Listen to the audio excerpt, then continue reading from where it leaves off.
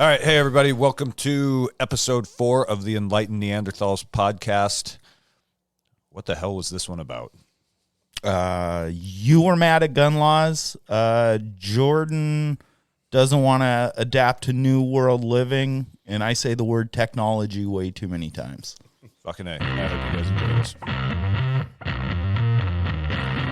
Yeah, we'll just start it then. Because I had a rant that I was thinking of in the truck on the way up here because for you guys listening, in Washington State, House Bill 1240, I think, has gone to the Senate, and it is a ban on all semi-automatic weapons.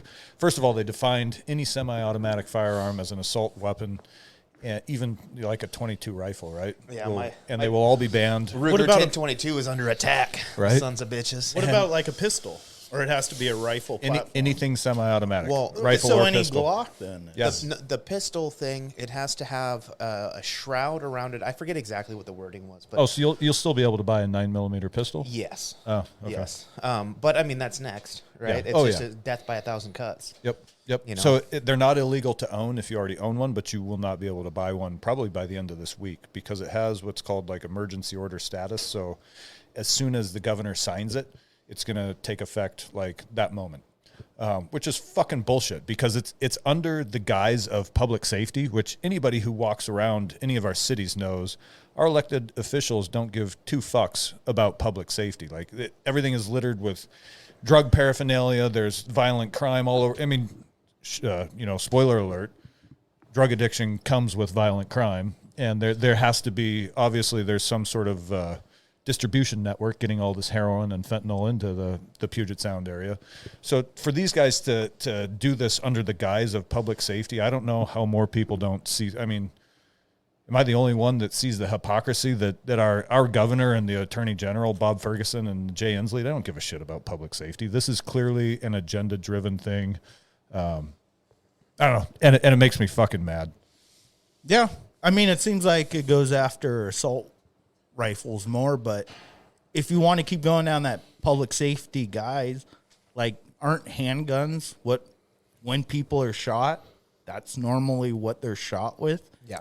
That'd be like people are getting shot with handguns in the club and you're like, I'm going to eliminate semi-bolt action rifles. It's all virtue signal. Yeah, right? yeah, That's yeah. all it is. And these are the same people that opened the prisons during, like, ostensibly to keep COVID down. felons, safe from COVID in prison, let a bunch of felons out. And then even now, I mean, again, you can commit violent crime in Seattle. You might get arrested and booked into jail, but then you're kicked free 24 hours later. And it's one of the reasons all the police officers are sort of becoming disenfranchised and fed up, and they're retiring in mass numbers. There was just an article, it's like a national security advisory that police departments across the nation are struggling hard to both in recruiting and just retaining their officers because they're quitting. Yeah. They're walking away. And I can't blame, I don't blame them at all. Yeah. Who the fuck would want to be a police officer right now? I just met a retired police officer. He was a police officer for 17 years in Seattle.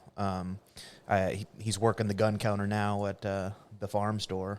Is that right? Yeah, he was just like, I was sick of it. Had He was enough. Like, I think 4 years ago, he was just like, this is getting to be too much. And then, in the last couple of years, obviously that would have fucking put him through the roof. But he was saying, that my buddies that I talk to, head down, just, yeah. I'm going to get through my day. I clock in, I put my head down, walk around, do my thing, on the beat or whatever the hell that is, and clock out. Yeah. He was like, there's nothing they do. He was like, and that's just what's truly happening in Seattle. And it's like, Jesus. Yeah, and why? Why should they put themselves in a risky situation when law and order is not actually enforced? And I think I've said it before, like, I want to live in a society of law and order, but so much of this shit is pointing to the fact that it's all corrupt. It's all about personal agendas. And honestly, I mean, who knows? Maybe it is like a World Economic Forum globalist agenda that's being pushed down through the Democratic Party. I don't really know. We probably never actually know, but it sure feels that way. And I'm at a point now where I no longer recognize the authority of the state. Like, you know what I mean? Like, as far as I'm concerned, if someone walks up to me and says that's illegal by state law, my answer is I don't give a fuck. Yeah. Because the state no longer has authority over me. They've showed their ass, and I no longer recognize their authority, and I'm now guided completely by my own morality. Yeah. Which is a good way to do it. I mean, realistically, I mean, you're not a bad person. You're not Yeah, going to but do I mean, I am immoral things. I'm not backing down off of that, and so like, there's potential conflict in the future where they're going to say, "Hey, you violated this law, or you're doing, you're teaching firearms training out in the woods there in Granite Falls, and we're not going to stand for that." So then, at that point, it becomes, the sheriff's deputies, the state patrollers, the police officers, the FBI, whoever, they've got to kind of decide if they took better training. Well, it's a matter of numbers. Like, you can't hold off against, a superior number of people. And I'm fine with that. Like, I'm very comfortable with my mortality. And like I said, I'm not backing down off. This is a hill I'll die on. But my fight is not with a police officer or a sheriff's deputy. They live in our communities. They're unhappy about what's happening. So why pit the two of us against each other? And it's kind of comes down to, it's going to be their decision. Do they, when their master says, go out there and get this guy, do you say, yes, sir, boss, we'll go violate his rights to maintain our health insurance card. This is how I pay my bills, so I guess I got to go do this. But what you got to understand is, I'm going to fight like a tiger who's backed into a corner. So you're not coming out of it unscathed. You got to look around that team room and think, yeah, we'll get him. Yeah. But shit, man. Who's not going home? A couple of us might not make it back. The saddest thing for me in that is, like you said, you want to live in law and order, and it when you say that, like, the state has no validity, and it's like you just don't care. It's like the saddest part of that is that you've lost faith in the group around you. No. Like the group around me is strong as fuck. That's actually why I feel good saying this. Is we could do a better job.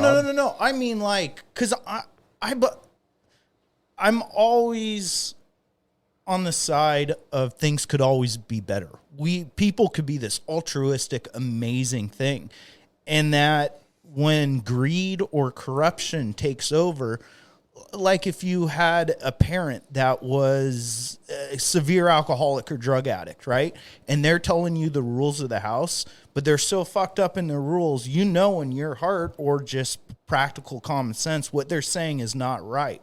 Whether it's domestic abuse, whether they're emotionally battering you. And it's like, at that point, that sucks for that child, because they know that their parents are wrong and they're better. They've lost faith in the institution. This family cohesive bond that could be better. A child and its parent, a citizen and its government. It's like our government's here to help us. That's what the point of the government is. And it's sad when you see citizens like you lose faith in the government, just like a lot of us have. Yeah, I mean, what is the point of these? If you're trying to protect us, what is the point of what you're doing? And so now you have citizens that feel disenfranchised or upset about the way they're being represented or led. And it's just bad emotions and feeling breed more bad emotions and feeling. Yeah, at this point, it's become oppositional. It's like the primary function of the government is to provide a framework in which the citizens can succeed. That's their role. Their primary consideration every single day when they go to work should be, how do I set up the people in my community for success? To be better, yeah, Yes. to make life easier. It isn't going that way anymore. It is now, how do I enrich myself and how do I increase my control of the population? Mm-hmm. And that is so fucking broken. Starting Training Northwest a year ago and trying to get a small business off the ground has really highlighted how much you literally have to fight at every step of the way. It's this permit that you can't get, or this insurance requirement, and it's forms, and it's hours and hours of sifting through red tape and trying to find the right form, and did I get it filled out right? And right now I'm afraid that some little box didn't get checked, and now I'm going to have to get what I mean? It's just this I shouldn't be having anxiety over administrative shit, because I'm like, oh crap, if I did this wrong, they'll send me a fine for this, and yada yada yada. The reality is, I should feel like I'm running a business within a framework that supports me. That's what the government should be doing. Is they should be supporting small businesses, so that rather than think to yourself, oh, this is just too much, I should just fucking shut it down and I could just spend my weekends out in the woods with my close friends. Mm-hmm. What you want is a framework that makes you feel like, oh yes, there's there's help here. This is a system that has been set up for me to succeed. And that's leadership 101 coming straight out of fucking Ranger School in the 75th Ranger Regiment. Is if your team fails, it's because you as the team leader failed them. Not because they're weak and they didn't do their job, because you didn't set them up for success. You didn't properly train them, you didn't condition them. So our state and federal government are not setting us up for success. And I think it's by intention so that they can maintain their monopoly of, all the like big box stores. Because, and totally going on a rant here, but if you look at like the COVID lockdowns, they shut down small businesses, mom and pop businesses, which transferred all the wealth, all the business to the big box stores. I went into Home Depot and the fucking Christmas lights section was open. So was the inflatable Will Ferrell elf doll essential? Why did a cafe have to shut down? Some if would you can say yes. All right, rant over. No, it's a valid point. I mean, we've seen this in history where it's been like, all right, the government's here to work for the people. And then at a certain point, it seems like, oh, the government thinks that people are here to work for us. That's where we are right now. And I wonder why it happens, why it's happened throughout history. Is part of it when you establish laws, it's hard not to revoke laws. It's really easy to get a bill passed, but to get something resigned or absolved, it's tough. So then it's like, okay, so maybe you made, like currently in Seattle, they're proposing a bill for homelessness, and the budget for it is out of control. So if we fix homelessness, this is kind of conspiracy. If we fix the problem, then where's the incentive for us to keep our job if we no longer have a homeless situation? There's journalists in Seattle who are calling it the homeless industrial complex. And I might be saying the wrong, I'm going to credit it to Jonathan Cho, and if that's the wrong person, I'm sorry, but he's one of the like independent journalists who's kind of highlighting a lot of shit that the Seattle City Council doesn't want talked about. And yeah, I think the budget in the city of Seattle to combat homelessness is like $250 million a year. And yet somehow homelessness gets worse every year. So, Mike, you're exactly right. Where is that money going?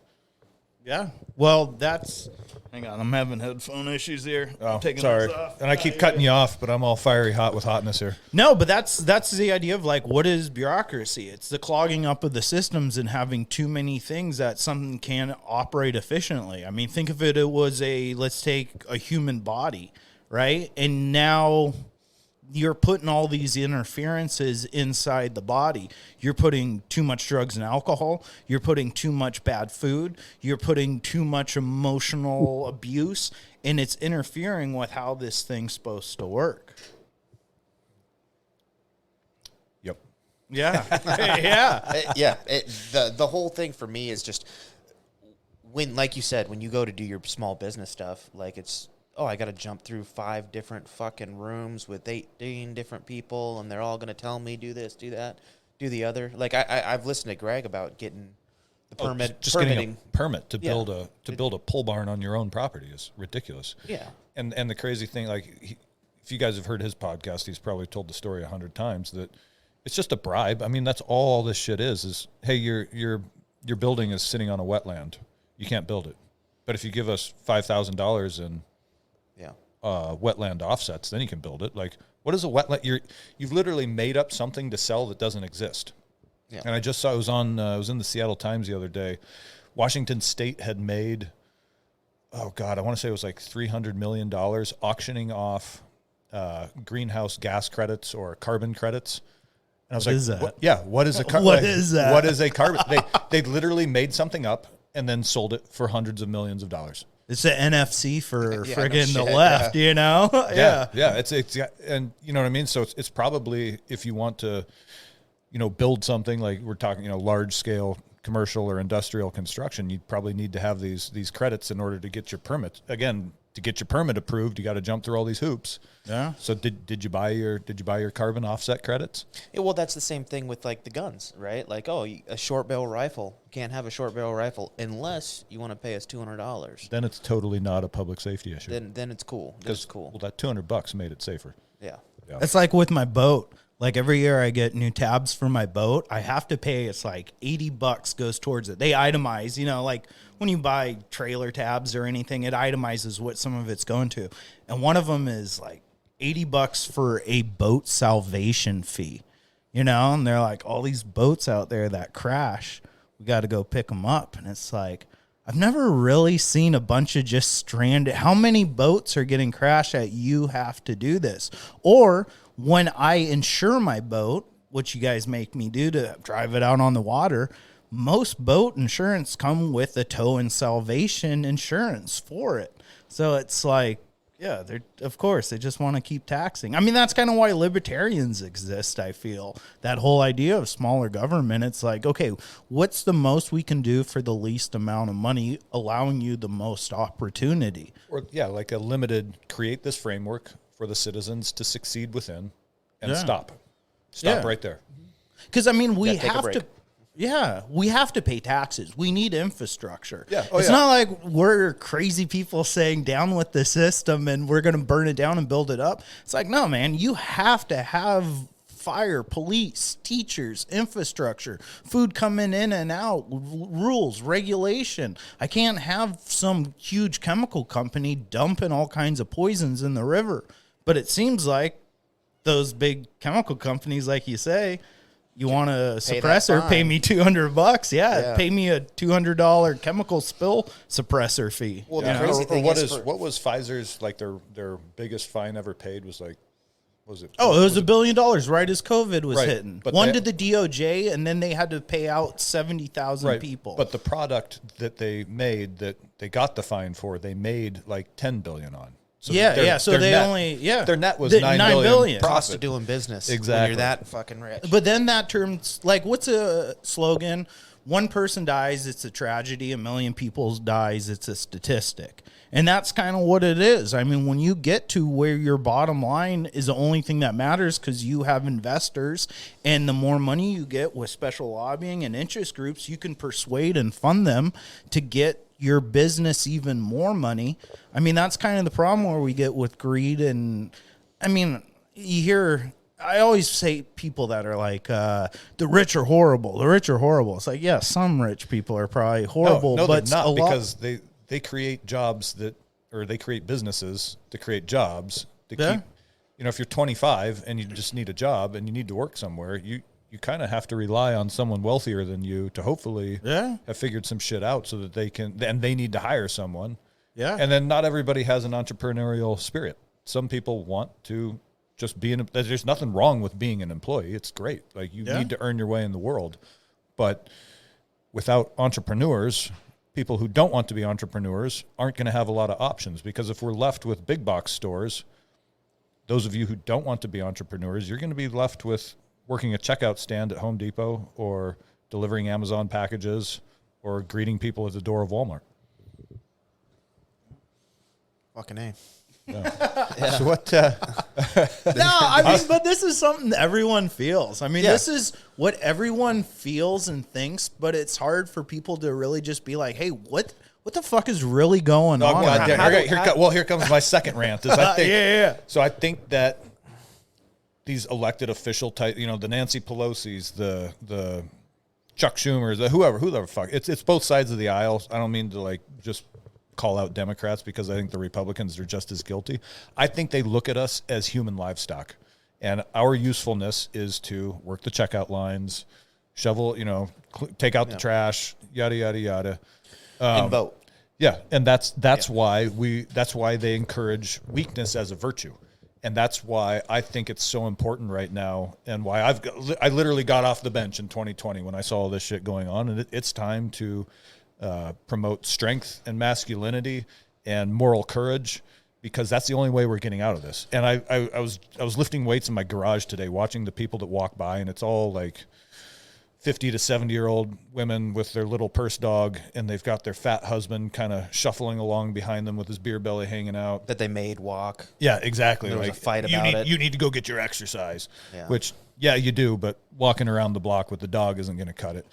But they look at me like I'm some kind of asshole because I'm out there in my garage with the door open and Slipknot blaring while I'm lifting weights. if you listen to Slipknot, you might be an asshole.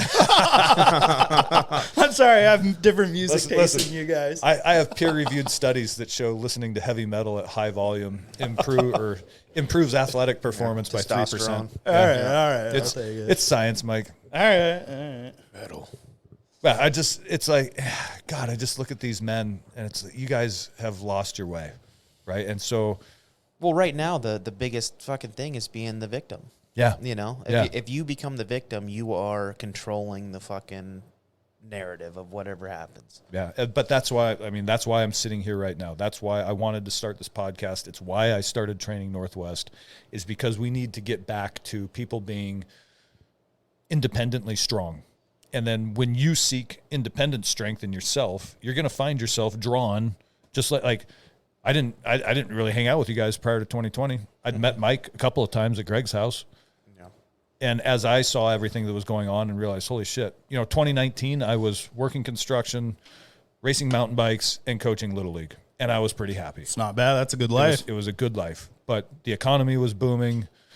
I didn't particularly like Trump, but his policies were putting the economy the right direction. I didn't like the state law. I mean, the state was already kind of going the way of like turning a blind eye to petty crime, and but they weren't coming after the citizens too hard, it felt like. And then 2020 happened, and suddenly we're closing mom and pop businesses, and everything that we saw there. And I started to realize that people are such fucking cowards, because look at Greg's business, right? Greg said, fuck it, I'm staying open. He had moral courage. Yeah. And his business has grown. I think he quotes 600% when he talks about it. Yeah. And so really, and that's a whole other thing to talk about, is 2020 is actually, it's created a lot of opportunities. It crushed a lot of people, which I feel bad for, but at the same time, I've kind of changed my mindset to, if you caved in and you kneeled before the governor and closed your business because the state sent you, Jay Inslee said I have to close my business. Yeah. So we're closing our doors. You know what? You're a fucking coward pussy, because a lot of people stayed open, and those people who stayed open are now thriving. Yeah. And honestly, Training Northwest is like, the momentum is growing. It's just a weekend business at this point, but it feels like it's headed somewhere. Oh yeah. And it is a direct product of 2020. And so, you guys out there listening, I think that massive opportunities were, as people were being crushed during 2020 and 2021, I also think that opportunities were being introduced. If you're willing to have moral courage and moral strength and stand up for what you believe in, there is a huge amount of opportunity out there right now. Yeah. Well, as the dust settled from all that, it was really easy to look around and see who was still standing, Yeah. And I think that's more or less how we all met coming into this room right now, and like having the gym and everything that we've been doing. It was just a part of that, It was easy to see like everybody who showed up here, because I remember walking in here and like was like, I'm not bringing a mask in here. Yeah, like, we're going to a goddamn jiu-jitsu sweat all over each like, other. what the fuck is this? But I remember just like everybody running that, and I'm not going to lie. I'd worn masks for multiple occasions on a lot of different times. I'm not proud of that, in fact, but it was just like, hey, I don't know what's fucking going on. I'm doing this. But then once I like kind of realized what was going on, met some people who gave me strength, because the fact of the matter is, like, being around you guys has lifted me up tremendously, right? And having this opportunity, it's just been eye-opening for the last 2 years to see this, Yeah, like you're saying, 2020 was a changer, but I think that's what evolution is. Things get put under pressure, and that's what causes change. And with 2020, one of the biggest things you have to remember is just the fear campaign that they used for COVID was, I question getting the vaccine. When it first came out, my parents were freaked out about it. Everyone was still kind of freaked out about it. Well, if you rewind the clock to 2019 and 2020, we all sort of had a reasonable belief that the CDC was on our side, and they would give us wise, or I should say, like, well thought They had out- our best inform- interest in their Exactly. minds. Yeah. And so we had trust in our public institutions. Trust. So yes. the real casualty of the pandemic is the trust in our public institutions, and everyone has now seen how corrupt and untrustworthy they are. But it also, like you said, you mentioned fear. They used fear. Fear campaign was the biggest thing. I mean, remember, you're going to kill grandma. It's like, it's not about you. You're more worried. We're going to instill not your life, but the lives of the sweet old lady that took care of you and brought you milk and cookies. We're going to kill her if you do this. And it's like, whoa, whoa, whoa, whoa. That's not how you treat anyone. I mean, quarantining has never been used. We sequester people and we protect the most vulnerable. You know, if COVID happened, they're like, listen, there is something nasty that's coming out. And you look at the numbers, and the elderly are the biggest to get it. But maybe let's not close our schools. You know, let's try and practice good hygiene. If you're going to visit relatives that are elderly, let's take tests. Let's be proactive to protect the people we love to get through this problem. But immediately it was like, dude, if you barbecue a shrimp with 2 friends, You're a fucking Nazi. yeah, your grandparents are dead. You're like, what is this? Yeah. And going back to moral courage, most elderly people would tell you, you can sacrifice my life to keep the kids in school. Yeah. Because they're more important. Like that is moral courage. You say, you know what? The children are more important than me. Dude, do you remember? I'm 68. You know what? If I get sick and die because the kids are getting an education, I'm okay with that. Dude, when Russia-Ukraine happened, I remember there was women walking with their children and they were crying, and interviewers were going over there and they're talking to them, and the moms were crying, and they're like, is this because your land's gone and all this stuff? And the moms were crying. They're like, this is horrible because we're displaced of our life. Our children are our future, and they've been out of school for 2 weeks. What are we going to do? And it's like, well, our kids have been out of school for 2 years. Yep. You know? And you still have moms over here crying about it, too. Yeah. You know? You go, Yeah. Well, and say, hey, point Ukraine out on a fucking map for me. Yeah, I know. That's what the fuck I thought. Oh, that's another bag. Oh, shit. All right. What the hell? Oh, fear. So because they used fear as an attempt to control the COVID lockdowns and mandates, vaccine mandates, blah, blah, blah, blah, blah.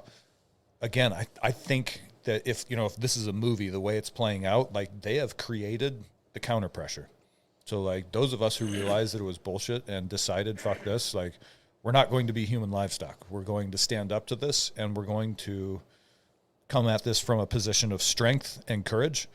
It drew us all together. And what I see forming, like, across it's across the nation. It's not just here in our little corner. We have our little bubble where it's this gym where we're sitting right now sort of is our epicenter. But look, like, Greg's in Utah right now hanging out with they just rolled out the Fieldcraft Survival Jiu-Jitsu program was just rolled out like yesterday. Yeah. So that's now it spreads, and there's other group, like, I don't want to say any names. This is a network that's growing. Exactly. Yeah, little satellites. Exactly. So I guess this message is more to men who are listening to this. Get off the fucking couch. If you look down at yourself and you're looking at a gut and some fucking Cheeto dust, if you're still breathing, it's not too late. But it costs absolutely nothing to lace up your shoes and go for a run. And if you can't go for a run, go for a walk, and walk until you can run, because you've got to start somewhere. And like I said, like, if you're still alive, it is not too late to start today. And it's not going to be easy, but that's why I'm talking about moral courage. It's going to be fucking hard. But if it was easy, it wouldn't be that interesting. I had the same conversation with my 11-year-old. He was frustrated because he's not good enough at soccer. And I was like, dude, you sit here at night and watch YouTube videos of people doing, like, cool soccer tricks. He said, yeah. He said, yeah. I said, okay. Why do you watch those? Oh, they're cool. It's cool. Okay, why is it cool? I don't know. I said, it's cool because it's difficult. If everybody could, balance a soccer ball on their foot for 10 seconds and flip it up in the air and catch it on the back of their neck, then everybody would do it and you wouldn't want to watch it, right? And he's like, oh, yeah, okay. So everything that is hard or everything that is cool or that is good is probably going to be hard to do. Otherwise, everybody would just be fucking doing it already. Yeah. Yeah. Fucking that half full water bottle, flipping that shit. That was cool for about a week. Yeah, and exactly. then everybody realized there's a fucking trick to this, Fucking stupid. That was on the tailcoats of the ALS I'm going to get challenge. laid tonight. I just figured out how to flip this water bottle. Fucking thing. Now make a video of it. Quick. And by the way, like, again, for all you dudes out there, women are still drawn to manly men. I don't give a fuck what is being promoted on social media or on TV. If you're a single guy and you want to get laid, start being a fucking man. Yeah. Yeah. Lift weights, go to the gym, read, Be be willing to fucking educated. fight. Reading's a big one, man. Yeah. Actually, I'm glad you said that because it's not just about physical strength. It's about Your mind's your biggest weapon, man. Exactly, That thing yes. better be just as strong as your fucking your- biceps are. and your spirit. Like you have to be well centered. Like again, I say this with all confidence that I am not afraid of the day that the state tries to pick a fight with me, and that I have to go on to the afterlife because my spirit is centered. I am in no way in a bad place. I hope it doesn't happen, but at the same time, if it does, I'm totally okay with it. I would rather live a long life with my kids and my family. But if push comes to shove, I'm not sacrificing my morals to live as human livestock for another 25 years. Yeah. Nice part about death I always think about is like I just get to sleep. Yeah. Like I out, think about it sometimes. relax. A couple situations been like, dude, you might die, and it's like, all right, if I do, it's over, and it's like, no more burn pile, no more taking the trash I cans love up the to the burn pile. road, no more chores, just get to take a nap. Yeah, Every once in a while, I think about jail that way. I'm like, man, I would read so many books and take I'd so be many so naps. jacked and like sleeping in my cell doing pull-ups on my water bar, running through it. Oh my Hang out with your god, friends every day. yeah. Get some cool tattoos. Oh, man. Oh, God damn it. I had something I was going to ask you about right then, and then I lost it when we started talking about jail. That'll do it. Jail. That Have any? changes that Hang on. feeling in a room. Hang on. Have any of you guys ever been arrested? Not Do in, we have to edit this podcast? Yes. We might Yes. Yeah. In this country and in a foreign country. Yours is Yeah. probably If you- cool. Oh, dude. If you've never been to jail in South Korea, actually, you know what? I don't think I did get arrested. No, I didn't. Never mind. Where were you? Only in this country. I was thinking South Korea, but I was not. It was a drunken night. Military? And yeah. Yeah. It got all fuzzy. But I woke up in my sleeping bag back in my cot, which means I escaped. half the company was in jail. Was including- South Korea fun? No. Really? No. We were there in November, and it was balls cold. And we did a lot of, we weren't there to hang out. We were there for. You didn't get any leave or anything and go into. We had a few nights. Yeah. And one of the things the Army does that's kind of stupid is they'll push you really hard on these training deployments, like 3-4 weeks. And somewhere, after like 2 weeks of really hard training, they'll be like, all right, you guys have, they'll let you go at like 5 p.m. and they'll be like, you have to be back here at 6 a.m. tomorrow morning. Don't get in trouble. So you can't cause ruckus. Yeah. No. But it's like, hang on. We've been cooped up under extreme amount of pressure for the last 2 weeks, and you're telling us we have 12 hours of freedom and don't get in trouble? Good fucking Cause luck. more trouble. Please. Yeah, especially a bunch of rowdy, 19, the average. That's Do you- one of the best stories of Go- getting back into that fucking camp. Oh, really? Or from what? Yeah, Okay. you tell him that. Let's tell. Okay, so we got this night out in, I think we were at Camp Humphreys in South Korea, and I can't remember the name of the city. Maybe it was Osan. I might be wrong. But anyway, so we're going out. We're going to have the company, Alpha Company 275, is going to pay for dinner. So we went to this Korean barbecue place and had really good food. Nice. The company XO is walking around with a plastic milk crate full of these little clear plastic bottles of soju. Soju. Oh, What's an XO? Executive officer. Okay, yeah. And soju is evil in a bottle, man. It is white lightning alcohol that... It's Saki's it's like nasty cousin, dude. Well, but it's really smooth when you drink Oh, it. yeah, but it it goes the down hangover- Is it like a rice wine? It's kind of another deal? rice wine. It's just South Kore's version of Sake. and Yeah, stuff. it's, And it's usually- really strong and it goes down really easy. Hell yeah. And it's got what... I don't know if there's any truth to the whiskey makes you fight and tequila makes you everybody's best friend, but I tell you what, soju makes you fucking lose your mind. And, yeah. So we'd been out where everybody's wasted. We've got the entire company of Rangers, and we get on the bus back to Camp Humphreys, and we get to the gate after curfew. So because it's technically still a combat zone because peace was never declared, the gate closes, there's concertina wire around the top, and there's MPs behind it who are like, sorry, guys, you missed curfew. We don't open this gate again until 06 tomorrow morning. And so here's the company commander, who's now I think he's like a 3-star general. he's like, men, breach this camp. And so dudes started climbing up the fence and over the wire, and we were cranking on the chain, trying to just rip the gates open. And there's these 2 MPs on the other side. They're like, oh shit, okay, we'll unlock it. But at that point, it was too late. Like, guys are streaming over the top and through the crack in the gate. I just remember looking up and seeing this one kid, and he's jumping up and down on the top of the black and white MP vehicle, just like smashing in the hood of it. We're not gonna take it. Yeah, exactly. And right about then, the camp, they had these little shuttle buses around the camp that went, here comes the shuttle bus. So a bunch of us ran and got, I'm pretty sure, okay, this is where the memory gets fuzzy. I'm pretty sure we got on that shuttle bus because I woke up back at the little part where we were staying in a GP medium tent in my cot. And so then we go out to formation, 6 o'clock accountability formation. Bet you look good there. Oh, dude, everybody's swaying back and forth. No company commander, no company first sergeant, and I think our platoon sergeant was the ranking NCO there. So he kind of took accountability, but 40% of the company wasn't there because they were in the stockade. And so they all got released later. I don't think anybody got even so much as like a light reprimand. It was like, Jesus Christ, guys, just you're going back out in the mountains today. Good, see ya. Get the hell out of here. Yeah. No way. Yeah. So, oh man, God damn it. All right, what were we talking about before this? I don't know. But that's funny, though, going on leave like that.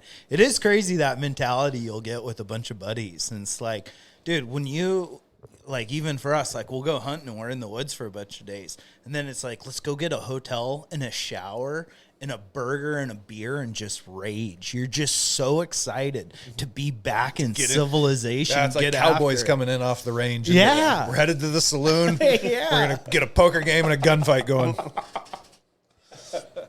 yeah, every bachelor party I've been a part of, it's just gotten out of hand like that. That's a good bachelor party, though. That's what you want. You don't want to be we were all in bed by 8:30. No, there's never been any of that bullshit. But there was a time, and I wasn't going to take Friday off, right? So I'm going to a bachelor party, and we're going to, that like by the Dowels? There's that Hood River. Hood River. We're going to Hood River, and I leave a day late, thank God, and I show up. And my buddies are calling me that Friday, like, I'm heading down. They left Thursday night. Bring cash for bail. Fucking, yeah, no shit. Raging, right? I get a call, and they're like, hey, when are you going to be here? And I was like, 2 hours, 3 hours. I'm just passing Tacoma. And they're like, all right, well, we got kicked out of Hood River. Like the sheriff, the sheriff kicked them out. It's like the first Rambo. He's like, I don't want you in my town anymore. No, they followed a path of just destruction from this bar back to the Airbnb. Vomit and $1 bills. Yeah, and they were just like, what the fuck is going on? And so they got a call from the Airbnb company, or not the company, but the folks that were renting it to them. Oh shit! And they were like, hey, you guys need to quiet down, or we're going to have to ask you to leave. He was like, okay, we'll lights out, we'll be quiet. And then all of a sudden, they got another call like an hour later, and they're emailing this stuff back and forth, and they're like, matter of fact, you guys have to leave, because if you guys don't leave, the city is going to revoke our rental status. So they had to kicked them out. That the next morning, they weren't allowed to come back.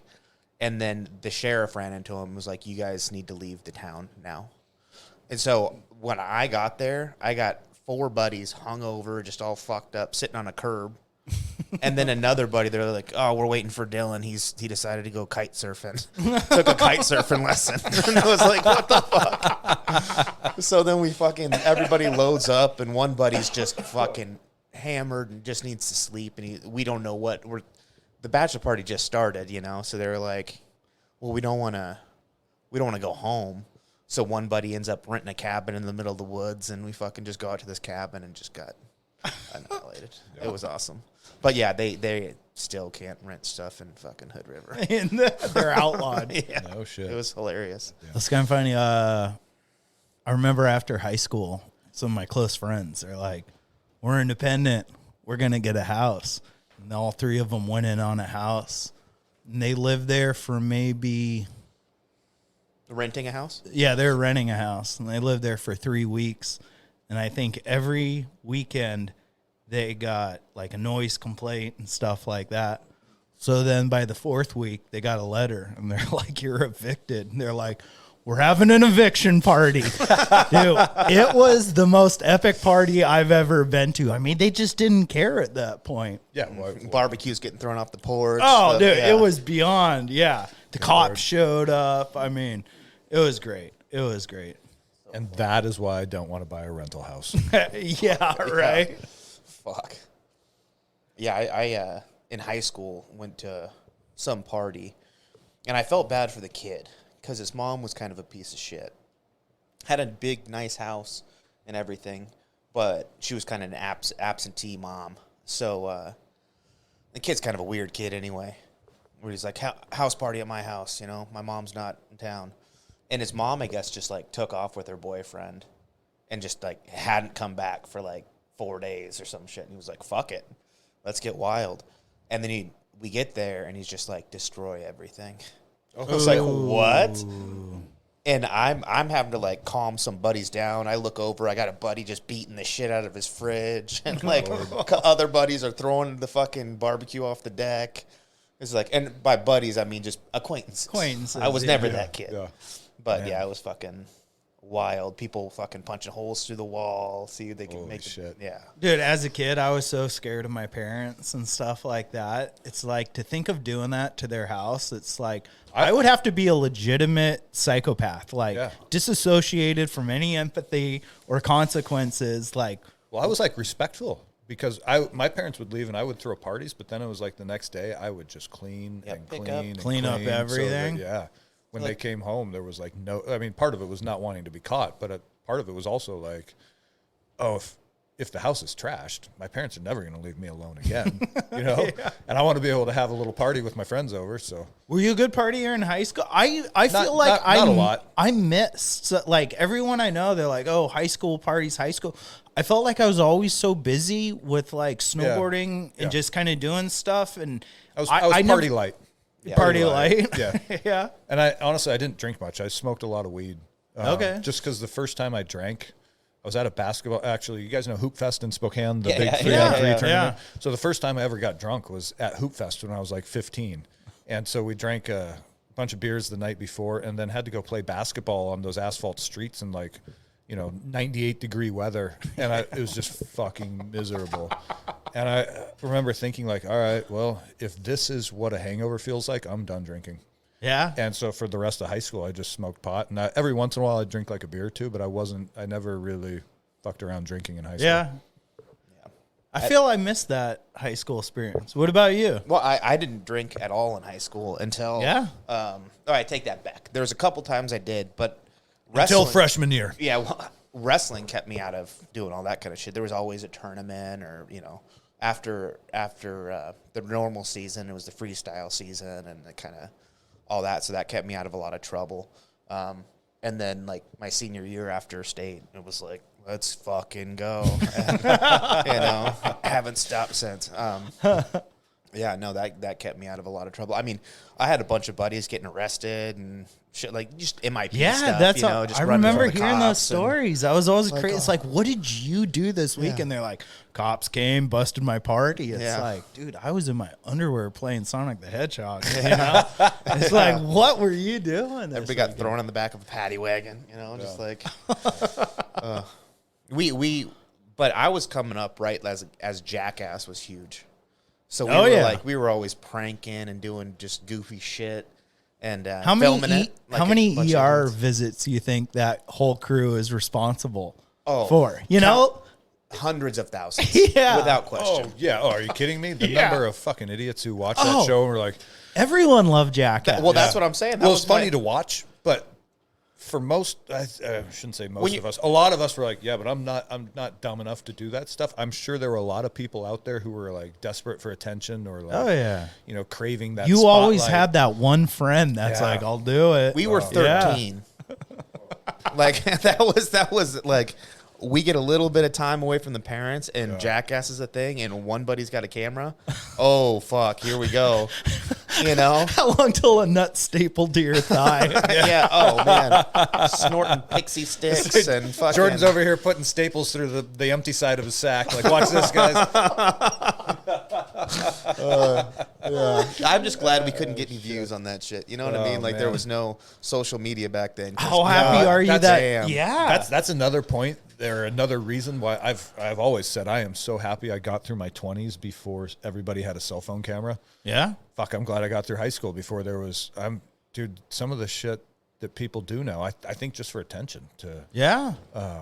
And even my kids, my older son at one point he goes, "Yeah, I'm going to be a YouTuber when I grow up." I was like, "A YouTuber, huh?" He's like, "Yeah." I said, "Okay. What's your content going to be about?"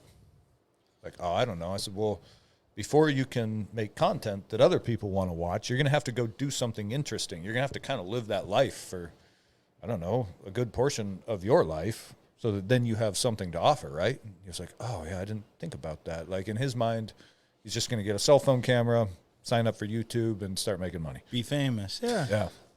Yeah, but that is weird because it's like I loved video games growing up. I still love video games. I don't play like I used to, but I think there's some of the most amazing things to do ever.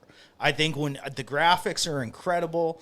I mean, I started playing with an Atari when I was a kid. My uncle, my cool uncle from Pennsylvania, would come over, and he was like 10 years younger than my dad. So he was like 26, and I was 4. And he's like, "Check this out." And he had one suitcase full of clothes and one suitcase full of video weed. games. Yeah, no, I was too young then. That was blow. Yeah. Uncle Pablo. Yeah. Good to see you again. But he would come and we'd play it, and it's like, I think video games are incredible. But I love playing the video game. And then you started seeing things like Twitch. And I was like, "What is Twitch?" And they're like, "Oh, people make videos of themselves playing video games." dude, okay. And people love it. And it's like, okay, so, but kid- this my is where dude- we see the transition and how it's shifting, you know? You said it's like, yeah, what are you going to make a YouTube video out of? And I would have thought the same thing. Oh, you have to have something you're good at or show it. But now there's even things just as mundane. It'd be like if we went bird watching and we made a video and we go, "There's one," and someone's like, "Did you see how he pointed to that gray goose?" Yeah. It was out of control, you know? Yeah, man. I get so frustrated because, trying to like raise kids properly and do a good job and not, there's no owner's manual, right? So you're just kind of winging it. And especially now with like smartphones and tablets and all this shit. So my kids have tablets, and we try to we try to restrict the time on it, but we're human and we get lazy, and it's like, sometimes like having 2 rowdy boys in the house, you just want to be fucking left alone for an hour and a half. Yeah. It's like, you know what, you guys want tablet time? They're like, yeah. Like, shit, we already gave them an hour this morning, but we're tired and we just want some peace and quiet. So fuck it. Let's let them watch their tablets. Yeah. But a lot of what they do is they get on YouTube and they either watch other kids playing, Minecraft. They'll watch other kids play Minecraft, or they'll just watch some of the most. It's literally some of the dumbest shit you've ever seen in your life. Where it's Mind numbing, just fucking. It's like some dude talking like really excitedly, like, "Oh, okay." And then I got out of bed and I went over here to my terrarium and I put some fish food in there, blah, blah, blah, and it's like, like, what the fuck are you watching? But they'll only watch like 5 seconds of it. 45 seconds of it, and then they'll flip to they'll click to the next video. And I was telling Jen, I was like, this is everything wrong with how to raise kids. Like, no wonder kids don't have an attention span right now. No wonder they're frustrated that soccer is difficult to learn, because they aren't learning that you have to kind of buckle down and focus and figure shit. Of course, and I mean, school is no better. Like, the school is, fortunately, we have had our kids in a private school since the 2020 lockdown, so their quality of education is very good right now.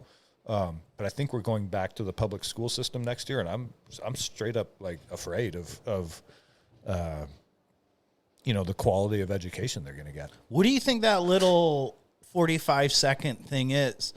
That little 45 seconds of dopamine, watching someone do that, like, I'm going to go to my terrarium. I'm going to fucking, I love that it was a terrarium.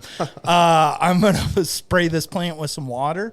Is that watching someone live their life and doing vicarious something? living. Yeah, you're living out. And I'm a little bit of a hypocrite because for Training Northwest, I started a YouTube channel, which is it's starting to grow momentum and it's has a little bit of popularity. There's nothing wrong with watching YouTube and learning. There's just not, right? Yeah, and that's the other thing. Every once in a while, But it's they'll the watch scrolling. something that's like legitimately like the other day they were watching something about tree frogs, and they watched 30 minutes of YouTube video. It was a 30-minute YouTube video about tree frogs, and I was like, good "Oh, this content. that's good content. Can create, it can hold your attention. Yeah, Right, but like anybody can create a fucking 20-second little fucking scroll dance fucking move and hey, film this and we're gonna dance and then we're gonna fucking but that's the problem is like people want to do that and become YouTube famous by doing some stupid little bullshit and then get some sort of clout from it as opposed to actually like putting out content where it's like researched or even just like any kind of intellectual shit. It's not that, right? So you can make your fucking terrarium fucking videos and be yeah. I mean, a good contrast between that is there was the one, like I said, the one video where it's just this kid showing like what he does in the first 10 minutes of waking up, and it's all like kind of it was a little schizophrenic, right? But then that video probably because they watched that one is what led to the 30 minutes of legitimate information on the tree frogs, but. Yeah, I just... it's like the algorithm. Okay, you liked the terrarium video or that mentioned the terrarium. You might like a video about tree frogs. And so then they sat and watched 30 minutes of legitimately, like, interesting tree frog information. Yeah. I miss Jeff Corwin, man. Oh, yeah. What a good guy. Yeah. And the... I was about to sing the... want to go wild, wildcrats, want to go wild, wild, wildcrats. All the parents will know what I'm talking about. Mike, do you know that song? I don't. No, all right. No clue. That was an Eastern Washington thing. No. That's was my a kids. fucking- Wildcrats is a legit like good kids show that was on. I think it was on PBS. You know just what's good? recently. Oh yeah. Oh, yeah, okay, yeah. okay. Yeah, that's why. It's good if you're an adult and someone's like, hey, you know that kid song and you don't have kids and you go, no, I don't. It's more suspect if I'm like, oh, yeah, exactly. I love Wildcrats. Yeah. I like to take my shirt off, rub myself down with bear grease, and watch Wildcrats. Oh, shit, dude. No, it's good what you guys are saying about that because it's important because I'm sure a lot of people have kids or they deal with these same struggles. And I mean, I think it's something that's been said about everything. I can use this for good or I can use it for bad. I can use a hammer to fucking bang someone in the head with or I can build a house. Technology is nothing different. This is just another tool we're having and we're evolving around this tool and this tool itself is evolving. Mm-hmm. Technology is not the same as when you're a kid to what it is today. It compounds and it builds and it forces you to know about past technology to understand current technology. And you look at other countries, I mean, we all know the TikTok in China and what they put in viewership. They show educational STEM video stuff. You look at tech billionaires like Elon Musk, Bill Gates, people that are in it. They don't let their kids just run wild on an iPad. They give them allowed times and certain things they can look at. So just like anything, technology is a tool. And I think being a parent and having kids, teaching them how to properly use it is something that's important. Because, I mean, we all know you can go down the rabbit hole of anything. And there's no, you say there's no user guide for parents. It's like, all right, there's no user guide for TV, for internet, for games, for all of this. Yeah, I mean, I've been guilty of fucking scrolling, and all of a sudden it's like, holy shit, it's been 45 minutes. Oh, we've all done it. We've all done it. Fuck, like but how? That's how I realized the trap, and I'm like, shit, I gotta put this fucker somehow down. I gotta get my kids. You know what I mean? Like there has to be reasonable limits. Well, and their minds are developing around it, right? Yes. So that attention span is like, I got the whole fucking thing, and off to the next. Yeah. Off to the next. I mean, I felt it, like, because I'd be lying if I didn't say there'd been times where I spent fucking weeks. If anybody from Budweiser, Anheuser-Busch is listening, we need a sponsorship what chilada, red Chilada. beers. That's These things the are official drink of fucking fucking delicious. the Yeah, the Enlightened official Neanderthal. drink of the Enlightened Neanderthals. I think is I a can do. Budweiser with tomato juice in it. Yeah, I any can- red beers out there, let us know. Let us know. Do you guys ever make them? I can do you one better. I think- if next week I have a recipe Yes. specifically for No making shit. chiladas. Yeah, let's do it. Oh, dude, So a little I salt had- bay and everything. I the had seasoning. I had swore to never touch one of these. And then Jordan brought one the other weekend when he was hungover, and I took a little sip, and I was like, Fucking Yeah, no, we're degenerates. great people over here. These Enlightened Neanderthals trying So to be a better man. degenerates. we're talking about Be a moral better courage here, man. goddammit. And fuck, Jordan. So Jordan brought that one when he was hungover, and I took a sip of it, and I was like, oh, that's kind of tasty. It's like a white trash Bloody Mary, right? Yeah. And so then. I was super hungover yesterday after our experience up at the warming hut that we snowshoed into, and I was like, God damn it, I am struggling to get through today, and so I grabbed one of these from the grocery store, and that's the new cure. Yeah. That's the new cure. That and fucking LMNT. Yeah, Element helps too. Yeah, dude. That shit's legit. I drank one of those today too. Yeah, So- those will sit that like the Gee. element or the fucking This is quite the contrast from the Endless Endeavor with Greg Anderson. Guys, if you're feeling rough, grab a chilada. yeah. It happens. You know, but it's nice though. It's like, yeah, you were hungover from the day before, but it's like, yeah, you didn't go to your local dive bar. You didn't just sit in your garage and drink. Yeah, I went to beers. the AMPM like a fucking man, Mike. Not from the chilada. Didn't you, You were backpack hiking- you were in? hiking and you snowshoed snowshoeing in in. with a bottle of booze. I snowshoed in with a fifth of tequila, a 6-pack of beer, my kids' stuff, like their sleeping bags, their clothing, their equipment. You make Yeah. use of that beer shelf? I did not. Oh, I okay. managed I to wasn't fit it sure. all. It actually all fit inside. Hey, Mystery Ranch Beartooth 80, shout out. You can fit a lot of party favors in there. Yeah. Yeah, this morning I got up and, feeling a little hungover and still went to jiu-jitsu, Good for you. Yeah. You got to do it. Yeah. So it's one thing if you just do it and don't do fucking shit, yeah. but if you're earning that, you're earning it. Yeah. I woke up. I felt great. No hangovers.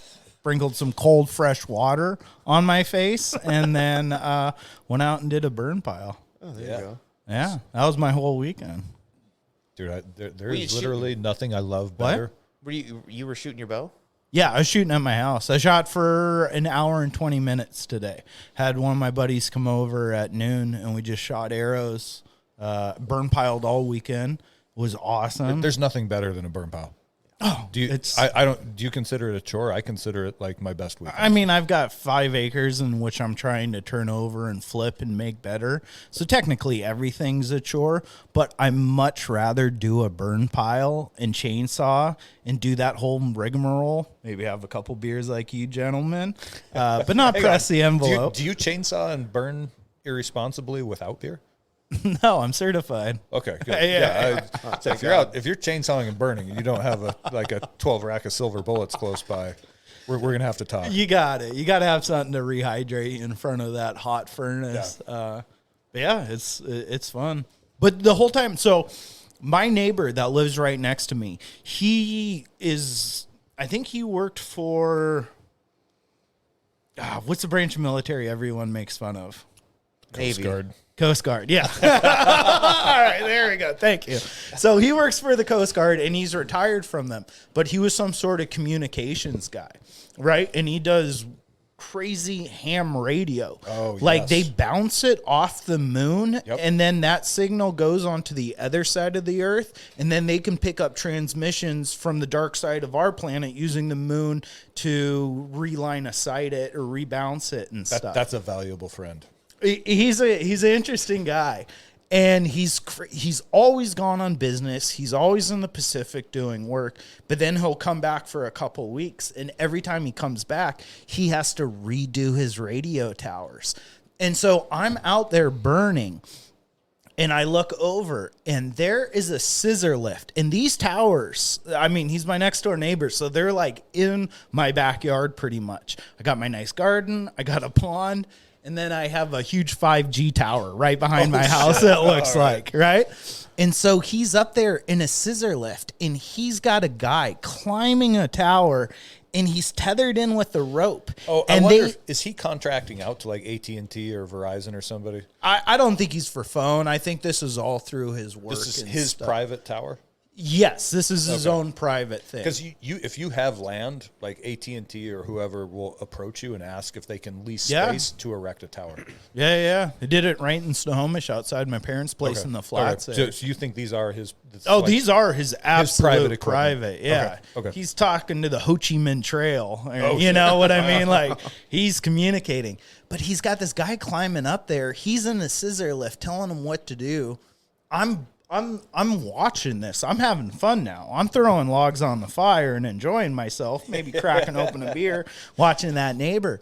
And they're slipping. The guy's falling. They've got huge antennas that are swinging. They're trying to put them on this little point to balance. They're falling off the tower. They're swinging. They're hitting the scissor lift. Guys are yelling at each other. They're swearing at each other. Oh, shit. Whoa. 3 hours later, they got it erected. This sounds like iron workers, to be Oh, honest with dude. you. And then they're best friends. They're like, wasn't that crazy when that antenna fell on me? Ha, ha, ha. I hear them laughing. I'm like, this is the craziest burn pile I've ever done. Wow. All right. Yeah, that's a solid weekend for them. Oh, neighbors are entertainment, man. Yeah, good gravy. Not when you live in an HOA. Neighbors are. I love my next door neighbors, but being in an HOA is such a fucking. I'm technically an HOA, but I only pay $150 per year for it. Same to for maintain us. a road. Same for us. But to me, an HOA is just. It's like.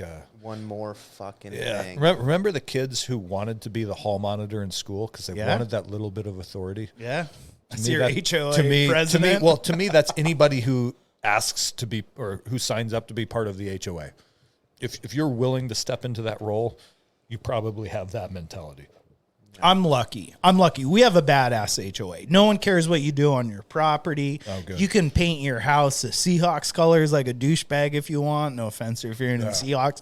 It's something I hate around here. Yeah, we actually had neighbors pull into our driveway the other day, and they were like, can you look at these paint swatches? Because we have to get 5 signatures before. I was like, I don't need to look at the paint swatches. Just give me the formal sign. Yeah, I'll say because you it's, do. It's Yeah. your house, and you can paint it whatever. I don't give a fuck what color you paint it. Yeah. You could turn this thing And they were stucco. like, oh, really? Wow, that's. I was like, yeah, really. Just fucking paint it. Why do I care about your business? I never got. Yeah. That's fucking wild to me. Yeah. Oh, yeah. Fuck. They would hate me. Yeah. Oh yeah. Oh, I'm they'd be sure. like, Oh, "That Jordan? paint- that paint's peeling, dude. Dude, you'd be the first guy to be executed by your HOA president. Fucking bring it on. How many dogs are living here? Yeah, that's none of your goddamn business. Is that a husky that you cut his legs? Like, what happened to the husky's legs? They're half length. Yeah, I got It bred with a wiener dog or something. yeah, something like that. A Or a fucking corgi? a corgi, yeah, husky. My and a gerbil corgi. and my husky had a baby. Imagine a husky that's legs are sawed off at the knees, and that's what you get when you breed a husky with a corgi, It looks like a husky, and it lives at Jordan's house. yeah, walking in snow. You know what I mean? Like, but that's all he's got. Dog's got more knee problems than me, dude. I guarantee you that. Yeah, Oh man, I gotta pee. Can we take a pause? yeah. Pause it. All right, so we just found out what Kozak and his wife are into. Cobbler. The cobbler gobbler here. I mean, I'll be honest. I love a good cobbler. A blackberry hang on. Oh, dude. Here's the question. Are you guys... Blackberry or apple? No, not even that. Oh. This says a lot even before you get there. Are you cake guys or are you pie guys? Pie. 100%. Pie? Yeah. Pie? Pie, Pie's where dude, you it's can't at. beat pie. Strawberry, rhubarb, and blackberry. Strawberry rhubarb's my top. Rhubarb makes me feel like the Great Depression, but I like where you're going with that. Have you never had strawberry rhubarb pie? We grow rhubarb. I've had it. Yeah, my family's from Wisconsin in the Midwest and Dude, stuff. It's the best. They love rhubarb. Yeah, my wife's grandma is 92, I believe, and she's amazing. She still lives by herself on like 5 acres, and oftentimes we'll come home in the evening, and there'll just be a fresh pie sitting on our porch. Because she'll just make a pie and drop it off. It's like, yes. Get the kids in bed, and I'm eating 3/4 of this motherfucker. Ice cream or whipped cream? And when I say whipped cream, you gotta make it by hand, like whipping cream. I'm going I don't- apple pie with ice cream. The only time I ever go whipped cream is pumpkin pie. And even then, it's kind of... I'm sometimes... Oh, you know what? Fuck, pumpkin's my favorite. Pumpkin's fucking good. Pumpkin's pretty Pumpkin's good. my favorite, yeah. And I'll go vanilla ice cream, but it's not mandatory. But I Pumpkin's don't like whipped seasonal, cream though. on like apple Yeah. pie or blackberry or strawberry rhubarb. Oh my god. Pumpkin's pumpkin seasonal. pie is you seasonal. can you can Yeah. run It's apple fall pie time. all year. Yeah, well, Yeah. It's pumpkin pie in cold weather, and strawberry rhubarb is totally a summertime pie. I've never had it. Are you serious? Never oh fucking had shit! it. Okay, I got to talk to. Grandma. I got rhubarb. Do you not growing have up a grandma? bullshit grandma you running, dude? No, fucking Grandma Pat's got some fucking explaining to do. yeah. Yeah. No, See you soon, Gam Gam. yeah, strawberry rhubarb was a classic growing up. Oh, yeah. I mean, I feel like that's the thing. It's like I was close with my grandparents, and then I was close with my aunt and my uncle, but my great aunt and my great uncle, so my grandparents' brothers and sisters, I was kind of close to. And they were all from like Wisconsin in the Midwest back pre-World War I or pre-World War II, maybe even a little pre-World War I. And it was just, they all had their weird grandparent things of the past that they used to do. Like you're talking about eating apple pie. My great aunt and uncle Hold on, you guys eat this stuff? yeah. No, all the time. We're at Electric North Jiu-Jitsu. We only eat meat and eggs. We don't talk about dessert Yeah, in don't Electric tell North. Sean. But they would melt cheddar cheese on it. The only way Oh, they shit. ate apple pie is they would put a big piece of cheddar cheese on it and melt it in It the sounds oven. delicious. Now that you say Dude, it, I did it. It's sweet and savory, right? Oh, Yeah. it's amazing. All right, game on. It's old world knowledge that you're, Did I turn into Tyler? Yeah. This is how we move blocks for the pyramid. And by the way, Yeah. cheddar cheese on apple pie. But I'm in. That's fucking Yeah. wild. Yeah. Sweet and I mean, everybody loves sweet and salty, right? So Yeah. that's all we're talking about Yeah. is sweet and salty. All right, Yeah. game on. And Jordan's gotta- everybody who just listened to an hour and 10 minutes of this, just for that one pro tip from Mike Kozak, you are fucking welcome. You're welcome, America. I got a lot of those humdingers. Yeah. Well, that's awesome. All right. Well, we're an hour in. Did we come here to talk about something today? I guess it's really my fault that we can't talk about the book. But we should. No, we should I mean, actually, that's just one of many. I just enjoy, okay. Dude, I love that you suggested a bunch of books because that's where we're going. Like, I'm all in to get the reading list and just start reading these books so that we have. But it's just going to take time. Oh, I mean, yeah, you can't power through it instantly. And books are amazing because they're ideas. If you have a conversation with someone for 2 minutes and they change your mind, you're a fucking idiot. Yeah. It should take days of conversation. It should take thinking about something in every possible aspect. Wait, and you that's mean you don't form your opinions based on little TikToks? clips on fucking TikTok and Instagram? no, I just vote down the line, either D or R. That's how I work. No, but no, I love. So I'm kind of lucky in a way that I don't know. This is weird being on a podcast now, and We have 14 downloads. Hey, thanks, Holy guys. shit, we are the first 10 We are callers quick. call in, and you'll get a free T-shirt. Remember, the phrase that pays is 14 people, which you subtract our moms. it's all our So friends. 11 people. But that's how it starts. And no, I mean, that's even if it's our moms and stuff like that. I was lucky enough to grow up in this time period. I always think I am the luckiest person in the world. Yeah, we're living I'm history. in the luckiest time to grow up in the world. Maybe things aren't as satisfying naturally as a fucking a Viking or a hunter gatherer or doing something that they're like, I'm so rewarded and all this stuff. But it's like, I ain't been bit by a saber-toothed cat. I've gotten bacterial infections that I've gotten over.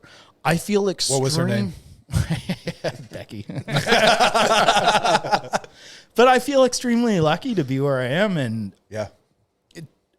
These are fascinating times. Like, if you think about it, the Industrial Revolution is only 140 years old, maybe less. And the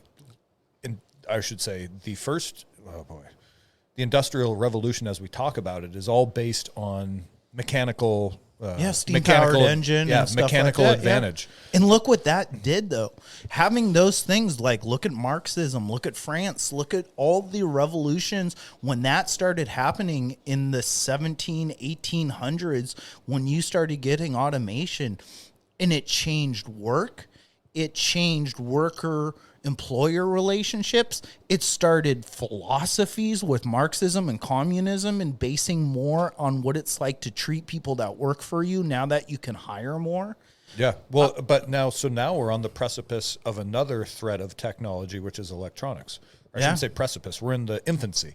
So people think that, like, your iPhone is like this massive, like, oh, it's so advanced. It's more computing power than you had on a desktop in 1995. And it's like, it's only, what was the first computer? 1982, maybe. I mean, technically, 1970s? computers are just running data, right? So you can do it through a paper sheet and look at, I have this many ones marked, or I have this many twos marked, right? All you're doing is processing. That was the original. Oh shit! The word escaped. God damn it! I'm having a brain fart. What do you call it? The ones and zeros. Binary. Binary. Thank you. That was original binary technology. Yep. Now we're getting into, like, The non-binary. So we'll. Yeah. We have solid state technology, which is, so that was like the next evolution of binary. Yep. But now they're experimenting with quantum computing. Which in only 40 years of computers, we've gone from really basic binary literally running tapes, to now we're talking about quantum entanglement for computing. Yeah, but I don't believe in it completely. They're still having so many problems. Oh, of course they are. But the reality is they'll work it out eventually. It always happens. It might not be in our lifetime, but think about how many people didn't believe in the steam wheel. Yeah. You know what I mean? Like, rewind the clock 200 years and people are like, steam wheel that produces energy. You guys are wasting your time. Yeah. And now look where we are. If human beings have been on this planet, they're saying now like 450,000 years, and this technology is 40 years old. Imagine where it could go. So we are living in sort of a fascinating time. We're living in the best And I think that's why everything is in such upheaval right now. I think I might have said this on the last one.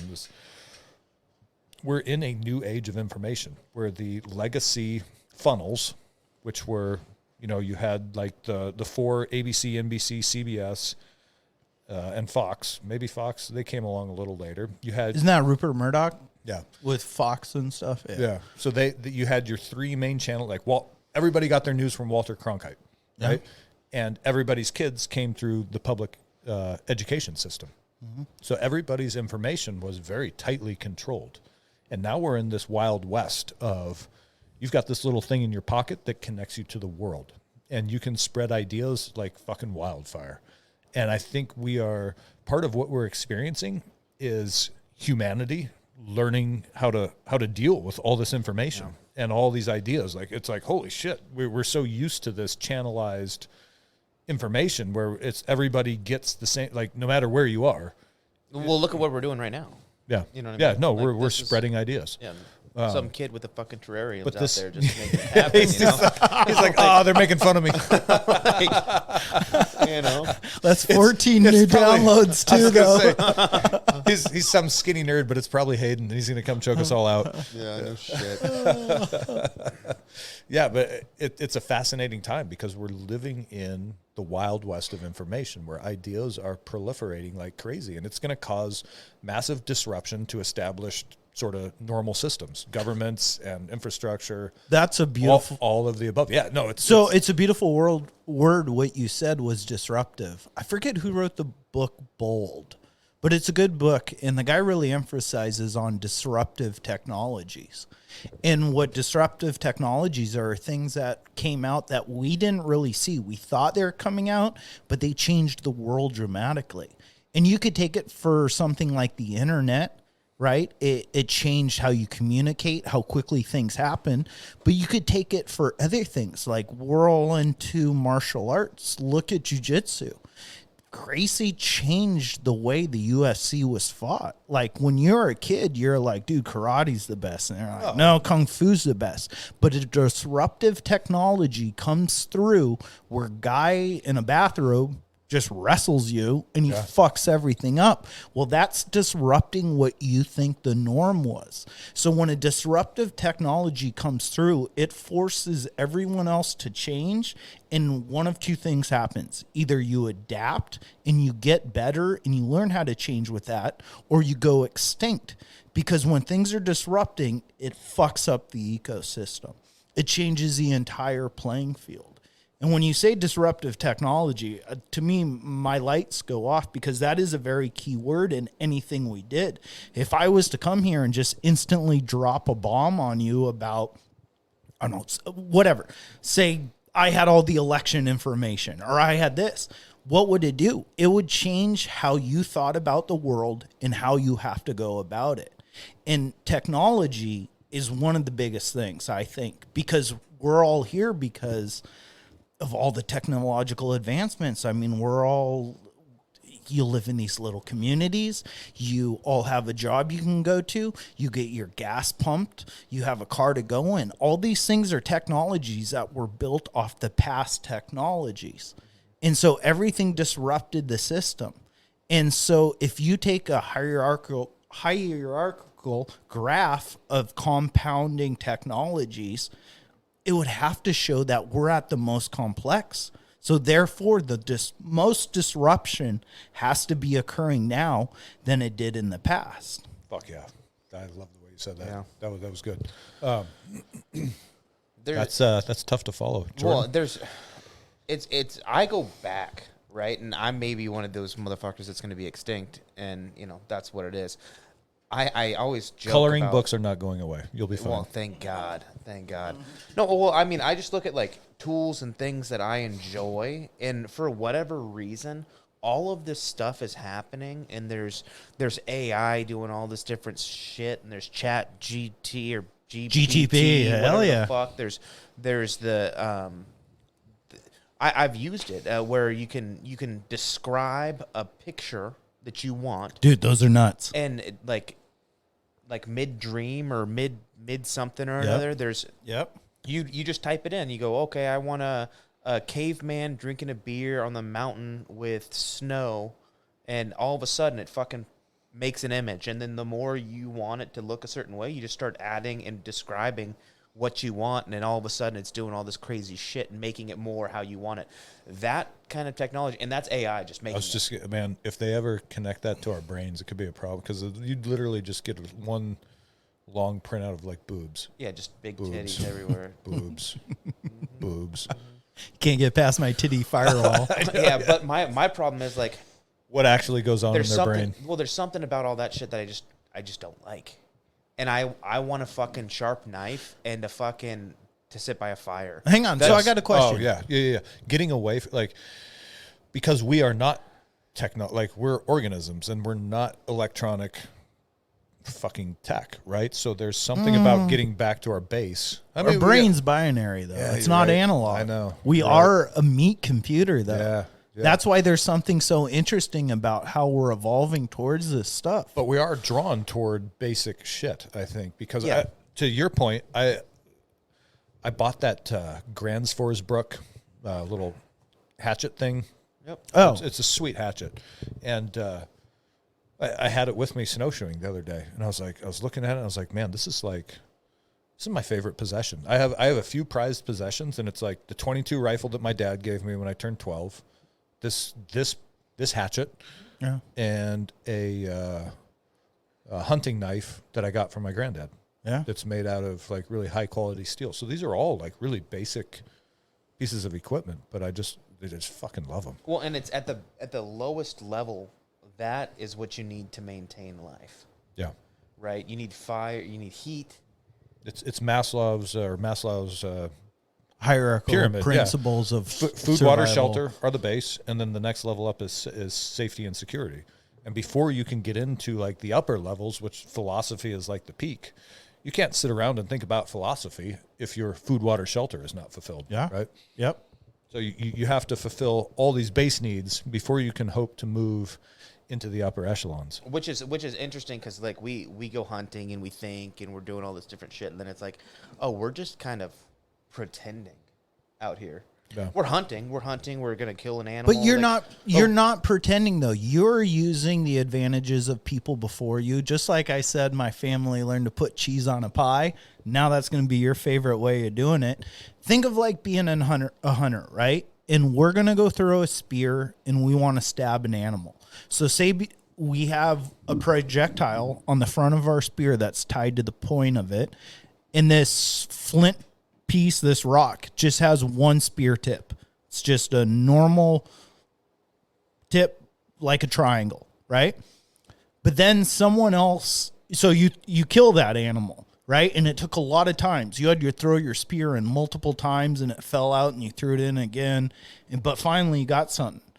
And then someone had a different spear the next time you went. And instead of just being a straight line, it had little chunks out of it. So when you threw that spear in and then you pulled it out, those chunks would make it catch and rip and tear more and bleed more, right? So just the same way as something as simple as a tool like that as a spear, now just by putting a couple holes in it, you have a technological advancement. yeah. But I guess I like thinking I live in the like I like things that are in the physical world. Like I like mechanics. I like knives. I like Bro, bows, the hours I spent trying to figure out how to get this podcast live on the like Spotify and the various hosting services drove me fucking insane. And I was like, thank God I do construction for a living because I can't stand this. I cannot fucking stand this keyboard and this screen and dealing with this shit. And I am so grateful that I use pliers and wrenches and there's something hand tools for a living. about the physical that I'm missing in all of this technology, and that's what kind of worries me, or not even worries me. It's just something that like I look at and I go, I don't really enjoy this, and maybe it's because I'm not taking the time to understand it and really dive deep into it because I'd rather spend my time sharpening a fucking knife. Okay, so You know what let I me mean? keep comparing. Okay, so I'm just trying to say the way that we think of technology is how we put it into our life and stuff like that. So let's take, what do you know about the Amish? I know a few things about the Amish. One, they make great butter. I was just going to say, won't they ask you to like come mate their women so that they can get some? Like, Yeah, it's because I'm not vaccinated. some But that's genetic another diversity That's in there. another point. That's not For another podcast. Yeah. So we're all going to Pennsylvania. We'll see you soon, Seamus. Oh shit, dude. Yeah, but Should I tell them afterwards that I've been sterilized? yeah. Oh, by the way, Right. So Amish, like, okay, so we all know Amish don't really use electricity, right? Don't really. I think like never, right? Let's we get don't have to worry about them here. Oh, are they let's cheating? let's Are they get cheating? into the nuance of it. Yeah, I know, right? Yeah, they're not going to hear this if they're true to their cause. Yeah, Jebediah heard it on Spotify. So that one, didn't you? The Amish will use electricity in certain ways. So they don't use it a lot of ways because they said, listen, when we start, Amish are very open to new technologies. What their idea is to first use it as much as possible to see what benefits it brings from you. Once you see how it correlates to your family, to your life, and your daily, minutia, then we'll decide whether we keep it or we lose it. But they're very open to new technologies. Amish kind of turned down electricity a lot because they found themselves not being true to what they thought were values of life that they needed to go through. If you're in a home and you're staying up late watching TV, or you have lights on that keeps you from being in your circadian rhythm to be like, it's dark now and I need to go to bed, they started to banish a lot of electronics. Now, a big thing you don't know is that Amish are one of the biggest people that use air pneumatic tools. And not only use air pneumatic tools, but invent new air pneumatic tools. No shit. Because in their idea, electricity is keeping that light on, it's doing all this. But if I'm harnessing the power of the wind, what's that doing? Yeah. It's driving a nail in. Yep. It's pushing this ratchet that moves a bolt for me. Yeah. So you'll find huge Amish communities that use air tools powered by electric generators because the air is the tool that they're actually using. Yeah. To get air, well, that's a generator and that's something else. Compressor, generator and a compressor. But I'm just using this compressor. Because the compressor doesn't have like a diminishing effect on society. No, it doesn't use that technology. Well, it doesn't captivate people. It doesn't cause their kids to sit around and stare at an air compressor. Exactly. I mean? Exactly. So that's kind of the point of where I'm going with all this is like, we kind of seem to be coming back to technology and what we do like and don't like and why we like it and don't like it. So thinking of that Amish question, in that same spirit, I'm asking you guys, I guess, or not asking, but I'm just bringing this point up that, you know, why do we deem certain things better or certain things bad? Why are some things more rewarding to us, like a hatchet or working with our hands, whereas other things aren't as rewarding? I think it's the tangibility of what you produce. So, like Jordan and I both are electricians, and when we're done with a day's work, you have something that you can look at. Like you can see this big pipe rack of electrical conduit that you've put in, and like you put some effort into making everything match, so it's nice, like concentric lines, and it's pleasing to the eye. Whereas where I spend hours fighting my way through uploading a podcast, trying to figure that shit out. At the end of the night, I'm like, well, I turned my computer off and nothing has changed in my physical world in which I live in. Nothing has changed. Now I'm out 3 hours of sleep. But see, now exactly that's it. But I'm getting likes. But that's it. No, exactly. That's it. You've got this one building that you guys are working to make it look pretty and look well. And how many people does that function for? Maybe 500? Are you talking on the construction crew? Yeah. Probably like 300 on a 300 on a big project. You'll have total, like that includes all trades and then okay, so exactly. So you're directly affecting 300 people possibly daily with people coming in and out of the hospital. There's probably more. Oh no, they'll never see what we do. It's all very, it's all no. It's in an electric room or in a drop ceiling. But they needed that electricity to run that hospital. It's more the satisfaction of stepping back at the end of the day or the end of the week, or even now. Like I'll go into the. I don't want to say the name of the hospital, but I'll go into the big, there's 3 main electric rooms in the basement, and I ran the crew that put in the service and all the switchgear and all the big conduit and wire, and I'll look up at that ceiling, and I'm like, holy fuck. I don't know. If you had, like, when we were first starting this project and I was looking at the blueprints, I thought, man, I don't know that we can make this work. And we did. And now every once in a while I'll cruise through there just to look at that ceiling and be like, God damn. But not only is that appealing to you because you saw what you physically did with your hands and how it came out, but there's got to also be some form of gratification knowing that people are going to be able to do their jobs, to make money off of the things that you did. It's providing electricity for a hospital. It's saving patients. It's making a difference in the world. Now, that same thing might directly affect 300 people daily that work there, and then say the couple hundred people per day that are a patient, right? So over the course of time, maybe you affect 10,000 people a year doing what you're doing. But say what we're doing here, just by talking and putting things out there, we got our 14 listeners now. Love you guys. But then as time goes on, what if it compounds? And the people that like Greg's thing, that are like, hey man, it gave me a purpose in meeting. It gave me something to do. It gave me something to look for, to strive for, to listen to help me through my shitty day. My marriage was falling apart. My brother was dying. That has an impact. So it's weird how sometimes things can seem less heavy, whereas you get more gratification through what you're doing physically.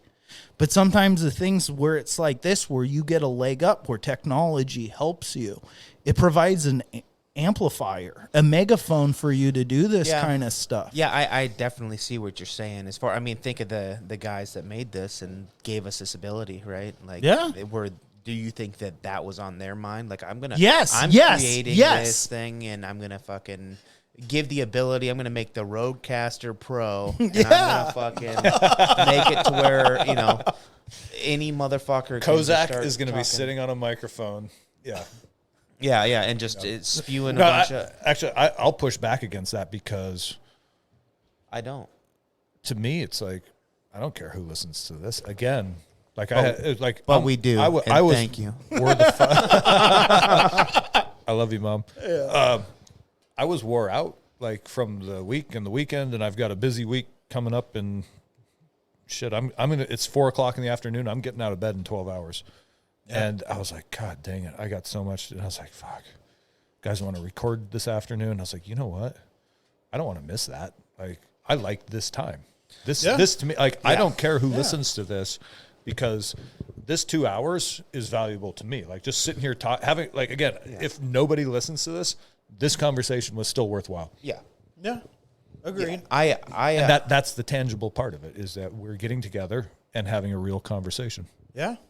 I completely agree with that. It's weird too that just by doing something like that, because I mean, I feel like we all take in a bit of news and information and try and do stuff, but when you try and articulate your thoughts or put them out there, it can be a little fuzzy or hazy, or you just think the way that you think of that idea. So it's nice bouncing it off of other people and being like, hey, do you think the world could work this way? Yeah. And you lay it out, and it gives you direct feedback as to the person's like, you're full of shit and that sounds bad. And two, it helps formulate that idea even more. People bit into it. They bought into it. Do I keep going down this road? Do I back up and go down a different road? I mean, having friends or people you can just talk to is biofeedback. I mean, how often, you lushes were talking about being hungover. You ever been to a bar and like someone will just like start talking to you and you're like, buddy, we're not talking. You're talking at me, but we're not talking. Yeah. And just being able to talk and really bounce ideas in a safe place is always nice. I got to back up to, because I was listening to episode 1 where you said something about like stupid people talk about people. And smart people talk about events. Yeah. And great people talk about ideas. I like the fact that you guys like to talk about ideas. And that's what keeps me coming back in here, because I get so annoyed with, I'm going to shoot myself in the foot here because of Training Northwest, but people really want to talk to me about guns. And I don't enjoy talking about guns that much. I like talking about ideas and history. Yeah. That's my 2 favorite things to talk about is history and ideas. Yeah, same. And I don't want to talk about guns, and I don't want to talk about equipment. And dude, gun people, no offense, gun people are the fucking worst. I went to the gun store. Training Northwest, LLC.com. No. You guys, you're into training. You're not into selling. The guys that sell you the gun are the worst, because you're like, I'm looking for some personal defense. Maybe a 9mm. A 9mm to stop someone. I mean, you probably need at least a 45 or a 40. Are you even a man? Dude, it's the worst. Have you seen that Dave Chappelle? No. Oh man, God. Where he's like, maybe I have. Somebody's walking across my yard and with the gun, and he just waves at me, and I had no gun. What am I going to do? And then he goes to the gun store, and he's like, I'm going to get a shotgun, and he goes, what kind of bullets do I need? And he's like, these take shells. And he's like, some buckshot and some bird shot. And then he's like, that won't kill a man. And then he asked me, what shells do I need? And he rattles the buckshot. Yeah. It's just like, I don't know, funny. Dude. Anyway. Gun dorks are the worst, man. They start complaining about bullet sizing and casing. Dude, 40 caliber versus 9mm or AR versus shut the fuck up. Here's the thing about Training Northwest and why it's a little different from a lot of what's out there, or at least where I'm trying to go, is Yeah, I'm teaching you how to function your weapon. I won't talk to you a lot about, like, I don't care if you show up with iron sights or if you show up with the fanciest shit. It doesn't fucking matter. What I'm trying to preach is it's more about you and your training and your abilities, and it's not just the gun. It's your physical fitness. It's your mindset. It's your spirit. It's your package. It's your technical ability. Yeah, you can't just think like, all right, I got the hottest gun on the market and the newest optic and whatever ammo, so I'm set to go. You're not. That's just one part of, like you said, the package. It's a weapon system. It's not one piece. And you, the human equipment operator, are a far more important piece of that system than the piece of metal you're holding in your two hands. So what we're trying to focus on out there is you, the operator, the equipment operator, and also like the ideas of how to, that clip I put up this morning where I'm talking to you guys about, what is your enemy going to be doing? Like everybody focuses on flat range shooting, and I got to get my shot timer out and see how fast I can draw out of my holster and fire the shot to the center of the A target. And it's like, all right, I guess that's great if you get into a battle on a flat range with an enemy who's standing full profile 25 yards away from you, but that's probably never going to happen. Well, that's where you start, right? It is. There is value there. There is value there in learning like the basic movements. But you have to, so many people think that flat range shooting is combat shooting, and it is not. It's a step up from going to a local range and renting a bay where you can't draw from your holster and you can only fire one round every 3 seconds or 2 seconds or something. Yeah, I compare it to like and here's the other thing, like before I like sound like I'm tooting my horn too much, all training is make believe. There's no such thing as training that is not make believe, because otherwise we'd have to actually shoot at you and nobody would pay to come out there and be shot at. So what I'm trying to do is make it the most mentally engaging, so that people actually have to think about. I'm trying to focus on what your opponent is doing. Level 1 is all about running the gun and basic safety. You being familiar with your gun. Yeah. But as we get into levels 2 and 3, I'm really going to drill down on not what you are doing. Well, yeah, some of what you are doing, but the reason for what you are doing is what is your opponent doing, because they have a say in this fight too. Something that grabs me instantly with this is striking more so than anything else. Like grappling is kind of a different thing. You're both already engaged. But with striking, when I teach new people, I'm like, all right, hit this bag or hit these mitts, these focus mitts we're working. And it's like, all right, you got your jab real good. You got your cross. Your hooks are awesome. Your uppercuts are looking good. Okay, so this guy's been doing striking and you've been doing striking. Now I want you both put mouth guards in and to spar lightly. And when you see two people sparring for their first time, goes to 100% real fast. It goes to 100%, but everything gets thrown out the window, because it's like you said, you trained on a flat range. I'm ready for this flat range. Well, now my enemy or my opponent is coming at an angle. What the fuck do I do? And you go into panic mode. Yep. And that is, I think, an exact correlation of teaching someone, trying to expose as much as possible to get ready for the ultimate event, the ultimate fight, whatever it is. Yeah. What you train for and then when you actually do it are always two different things. Yes. And I think that along those lines, anybody who is, there's a lot of guys who are really into all this, firearms training, and that's good. Like you should be. It's a great tool to have in your tool belt, but you guys are really fucking up if you're not going to some sort of judo, jiu-jitsu, boxing, kickboxing, like an actual combat sport, because just like Mike just articulated it perfectly. Back to what I was saying about all range training is pretend.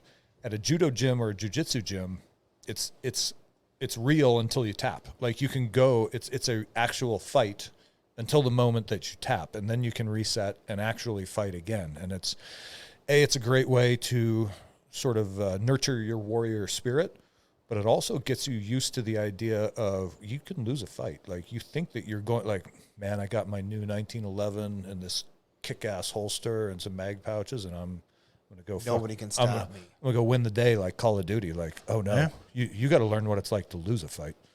And that's when you like, because if someone has you in knee on belly and is like pressing into your diaphragm, you're actually suffocating in real time, and you have to fight that urge. It's also great for your moral courage, because you have to tell yourself, no, I'm suffocating, but I've got 2 minutes. I've got 2 minutes. I can endure before I have 2 minutes to figure this out before I actually die. Yeah. And so I'm going to have to, get a shrimp, buck and shrimp, and try to figure out some breathing space. And this sucks, but it puts you in that position where you're actually confronting some of your lizard brain doesn't know that you're in a jiu-jitsu gym and you can tap out. Your logical brain does, but your lizard brain is like, hey, bud, we're dying. Your emotions, your anxiety, all your Exactly. base level traits. Exactly. And I think that's really critical for all these guys who want to be commando warriors off their, out of their lazy boy armchair. Fuck, dude.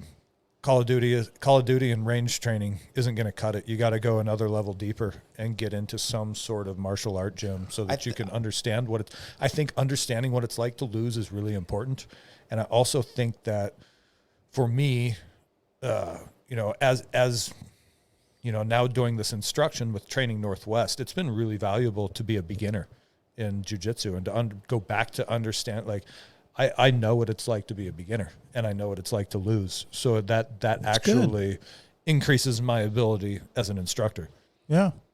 I mean, I think what we're kind of just talking about is vulnerability.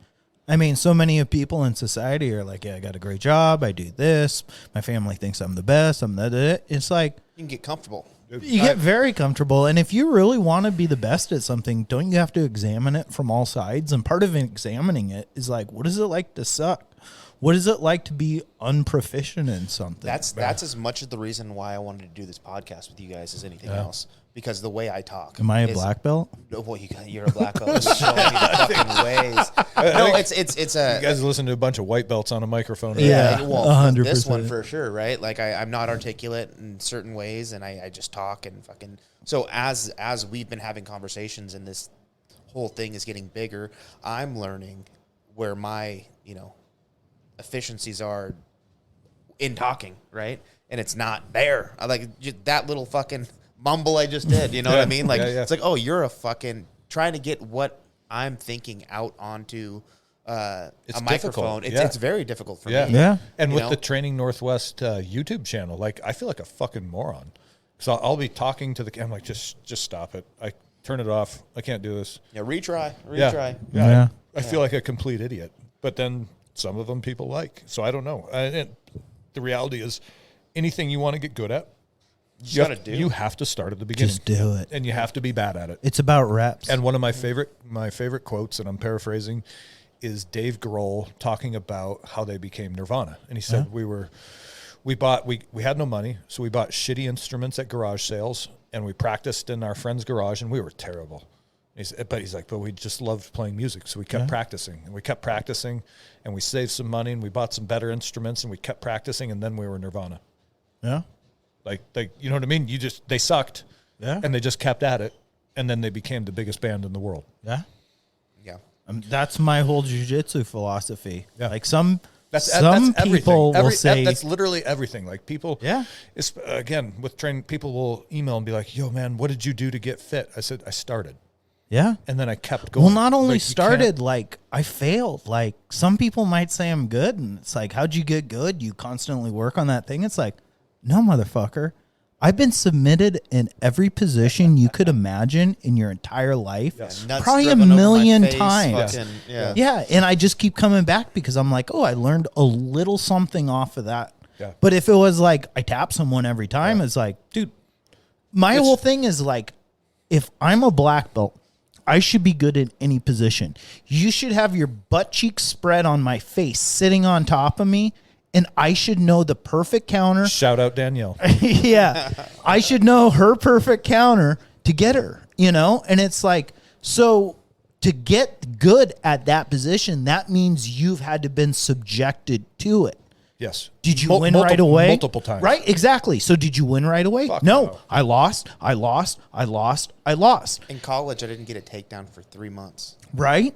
or And 2 months, whatever. Yeah. But that's after 15 years of fucking the sport. You And know? so that's where it makes me mad sometimes when people are like, insanity is doing the same thing over and over and expecting different results. Yes, I get what that means, where you're supposed to tweak it and do things, but no. you can't And stop. You can't give up. You can't. Insanity is not doing the same thing over and over and expecting different results. Insanity is doing the same thing over and over and over and over until you get the results that you want through going through those little diversities. You're learning on the spot. To be great at anything, you have to fail on your face over and over until you failed so many fucking times that failure isn't an option. I figured out every other way. I had a wrestling coach who used to tell us a story, and he'd go, when the gold rush happened, there was a family, and there was a man who he knew he was destined to go get gold. So he got all the way to Oregon, and he got a plot of land, and he started digging for gold. And he dug, and he dug, and he dug, and his family came out, and they have this land, and they're working the land, and they're digging, and they're digging, and they're digging. And then a year goes by, and still they got a little bit of gold here and there, but then they lose it. There's not enough to keep going. Yeah. He keeps going. His family has to tap out. They're like, hey, we lost everything we own. We're down to weeks of living because we don't have food. We got to go. So his family leaves him. He stays there. He keeps digging. Pretty soon, he's getting letters back from home. And they're like, we need you. And finally, he just goes, you know what? Fuck it. I'm going to sell my plot. He sells his plot, and the next guy who gets it digs 3 feet and hit the biggest gold vein in Oregon State history. Straight luck. What's that? Straight luck. Yeah. Right. It's like, But where that other guy gave up, the next dude, it was just his beginning. but that's Yeah, what I mean. yeah. It's like you're right there. You Yeah. never know when you're fucking right there. So it's really hard to give up on things and walk away from it with being happy. Yeah. You never walk away from something giving up and are happy about it. You're not happy, but you have a different cognitive understanding of what happened. Say you didn't continue digging, but you know what it takes to run a gold mine, what it's to do all the operations. I think you got to ask yourself, is gold mining something you want to do? Because again, like this podcast, like Training Northwest, neither may ever be profitable, but they feel like I enjoy doing it. There's never a moment where I'm like, I don't want to do this anymore. Yeah. It feels good to do it. Like it's personally satisfying and fulfilling. Yeah. And if you are doing something that's personally satisfying and fulfilling, it will probably never get old. See, but you've chased the dragon beyond a hump. Where I feel so many people are like, They I give just up need 'cause to it's feel hard. good, or I want something. It's like, no, you've achieved a level of success in career and hobbies. That's looking for that quick fix, though, and that's Yeah. again like takes me back to like martial arts. Like get in a gym because it's gonna hurt. The first 6 months were excruciating. Like I would not sleep at night because I was in so much pain. Like, Yeah. and then you learn to relax a little bit so that you're not tensing every muscle in your body for 90 minutes. Yeah. And you get over that hump, and you're not in so much pain, and you're like, oh, I'm still losing, but I'm improving. I'm losing less. Yeah. Yeah. And now I'm 2.5 years in, and I lose to most people in the gym, but I also walk around society and I look around and there's nobody in the grocery store I lose to. Yeah. There's nobody at my kids' school, or obviously not the kids, but there's no parent at the kids.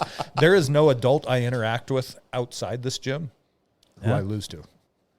Well, But there's something that's really nice about that, and just it feels good. But Yeah. like just as far as what we were, to what you were saying, as far as hobbies and things like that, like you don't necessarily need jujitsu to like have that. I'm biased as hell because I think having jujitsu and a physical altercation and having somebody else have a say in what's going on, and I get to assert dominance or be dominated. Like there's that dictate struggle. what I happens, enjoy yeah. that, but like there's so many other things you can use for discipline and things like that. That like just having hobbies. There's so many people out in the world right now that just they don't have fucking hobbies. Yeah. Yeah. You know, whether it be fucking beekeeping and making fucking mead. Yeah. Or you know, just anything. Like Because you're right, it does take discipline to keep the bees alive, or even like. Yeah. We kind of like bag on CrossFit a little bit just because they're in the same building, but Losers. almost. yeah. But the reality is, like I was doing a circuit workout this morning in my garage, and midway through that, your inner bitch is like, you know what, take it easy on this next set, and you have to fight that and be like, no. Or I'm doing, I'm calling it solstice training, or the solstice challenge through Training Northwest, where I'm trying to get my 3 mile time down to a 7-minute pace, a 21-minute 3 mile by the summer solstice, June 21st.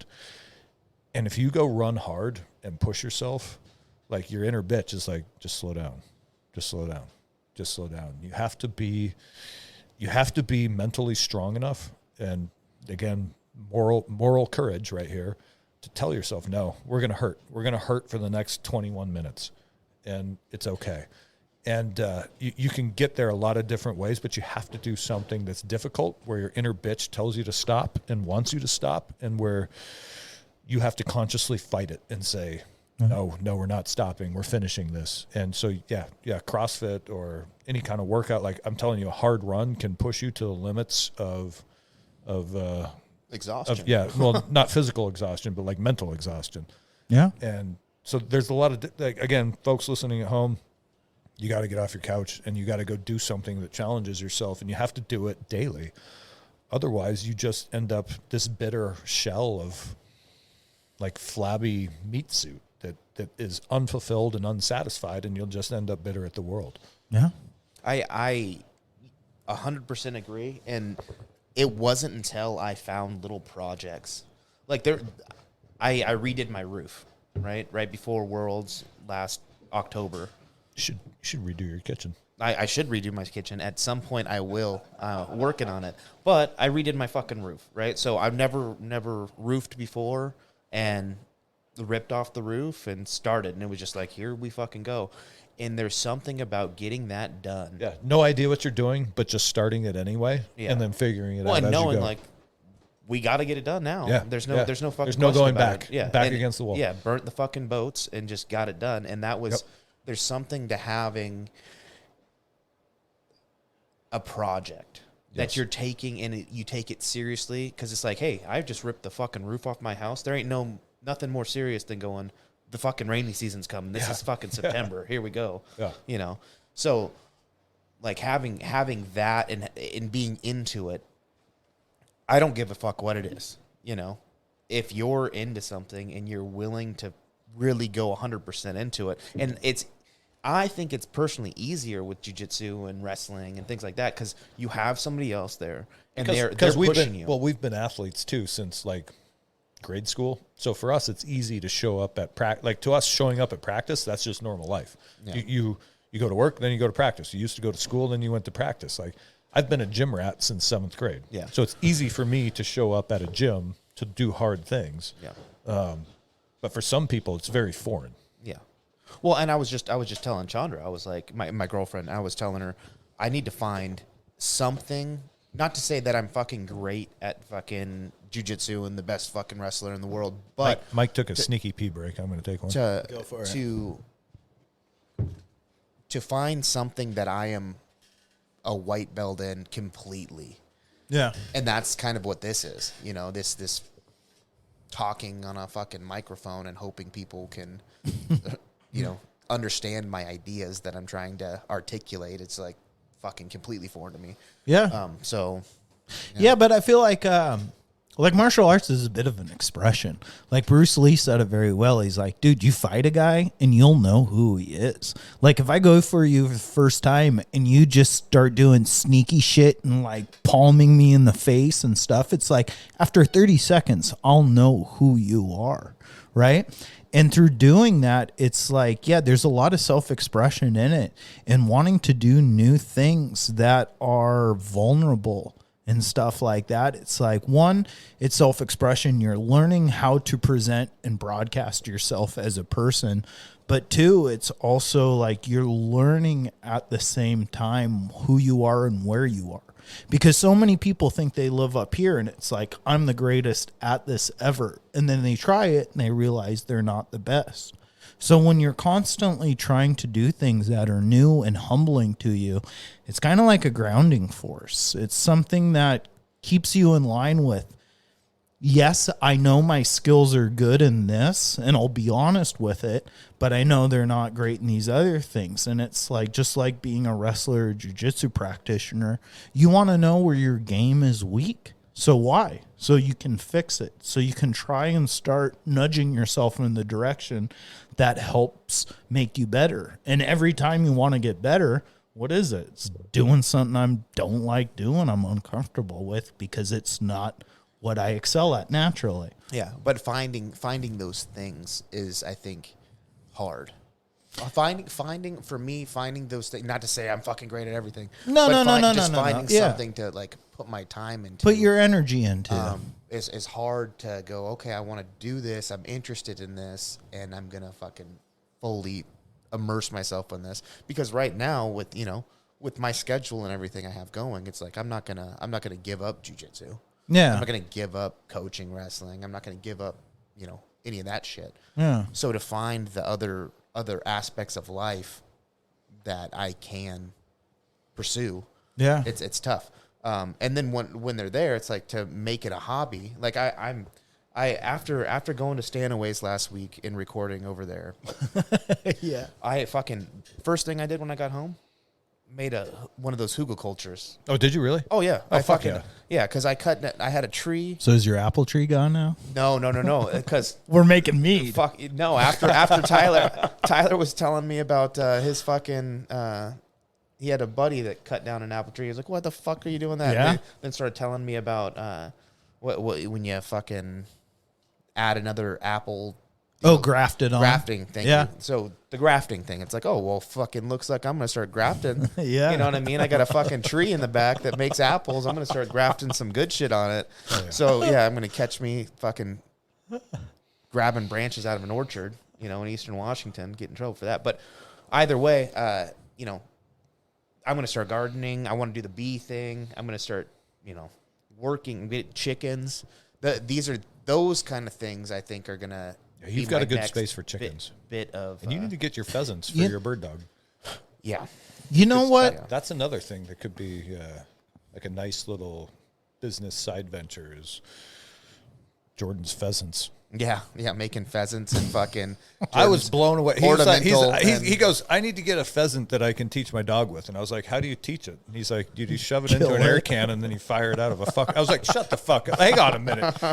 You put a pheasant a into bird launcher. I've never seen Tobin laugh so hard. Dude, I was blown away. I was like, hang on. A fucking bird You're going to launcher. raise pheasants so that you can put them into an air cannon and fire them out into a field for your dog to chase. And he's like, straight faced as fuck. He's like, yeah, 100%. It's not an air cannon, guys. It's a little fucking spring assisted. Oh, excuse me. It's a mechanical cannon. Yeah, it's a trebuchet. No, you hit a perfect point, because you said, like, after going to his place, you did that. And I remember I never really thought about this until I remember I was doing Greg's podcast, and we're just talking about like people being better than you and what it means. Can I have one of your your Back organic behind non-GMO sports waters Thank you. More in that bag over there, hazies. If you of chiladas or no hazy IPAs. oh no, More of these. this is an electrolyte These? drink. No. It's Oh. right behind you. This is Electric North Jiu-Jitsu. We don't drink beer here.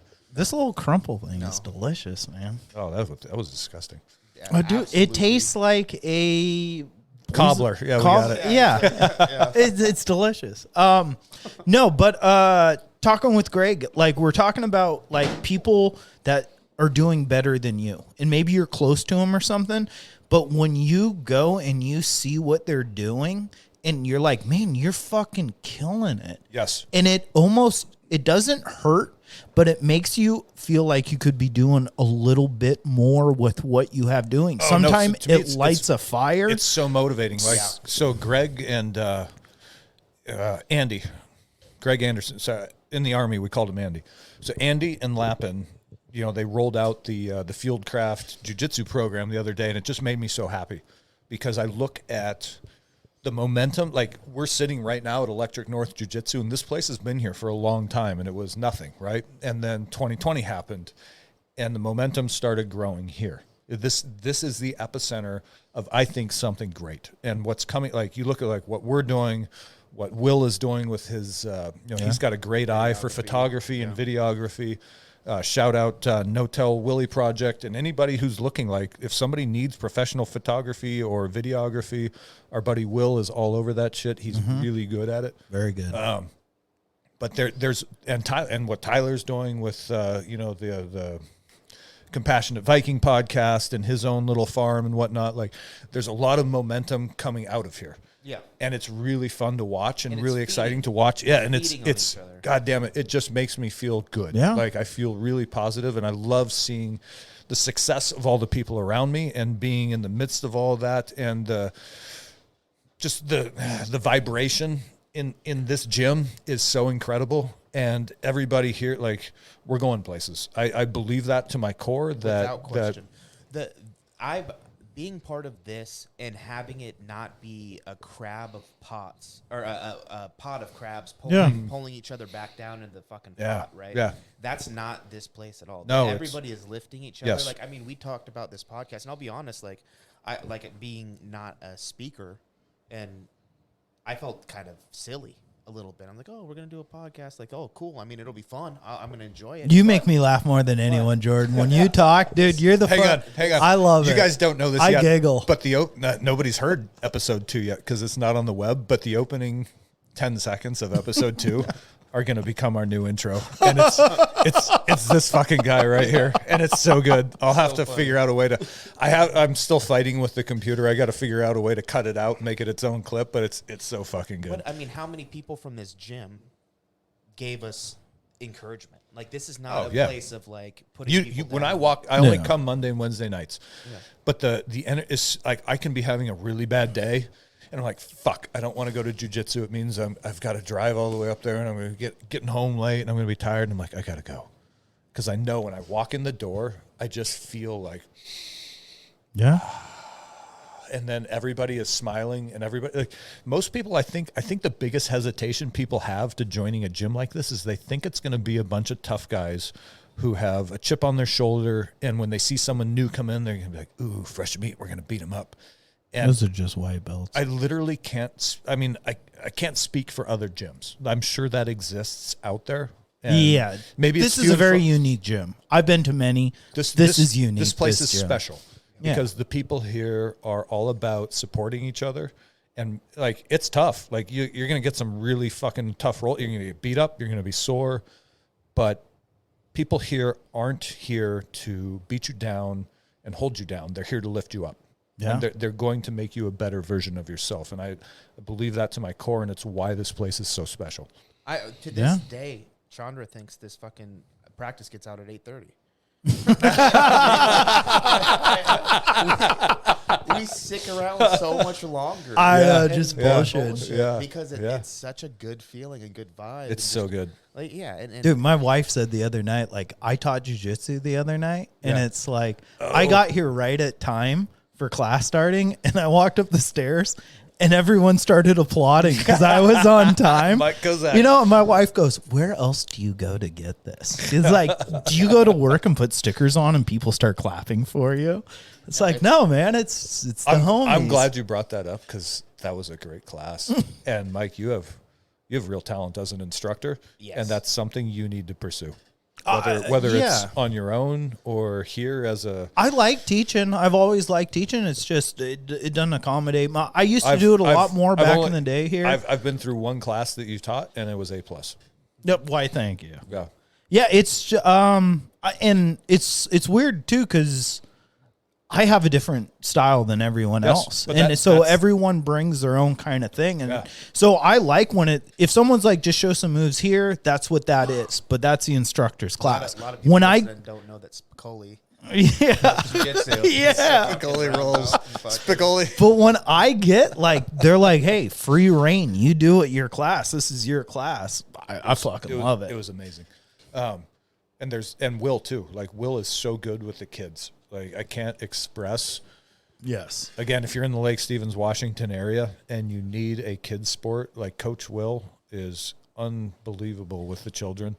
He has like this, it's like toughness. If you were to drop a fucking kid into a gorilla cage and like expect the gorilla to not fucking kill him. But he also like, he's hard on them, but then he also at the end of the day, he's hard on them, but then he'll tell them, at the end of the day, he'll be like, I love you guys. And he also, he'll kind of give them a little, he'll walk up behind him, give him a little prod and give him a smile and a wink. And like, he's got it down. The kids look for Coach Will's affirmation. Yes. And when my boys were going here, they loved him. They were like, Coach Will this and Coach Will that. And like, I love him. He's not even my coach. Yeah, exactly. Yeah, same here. Yeah. He's got it. Yeah. He knows what he's doing with him. He makes you feel good for trying hard. And when I told them that he was coming out to the range or that we were going out to dinner, they're like, you're friends with Coach Will? I was like, yeah, he's my friend. They're like, oh, wow.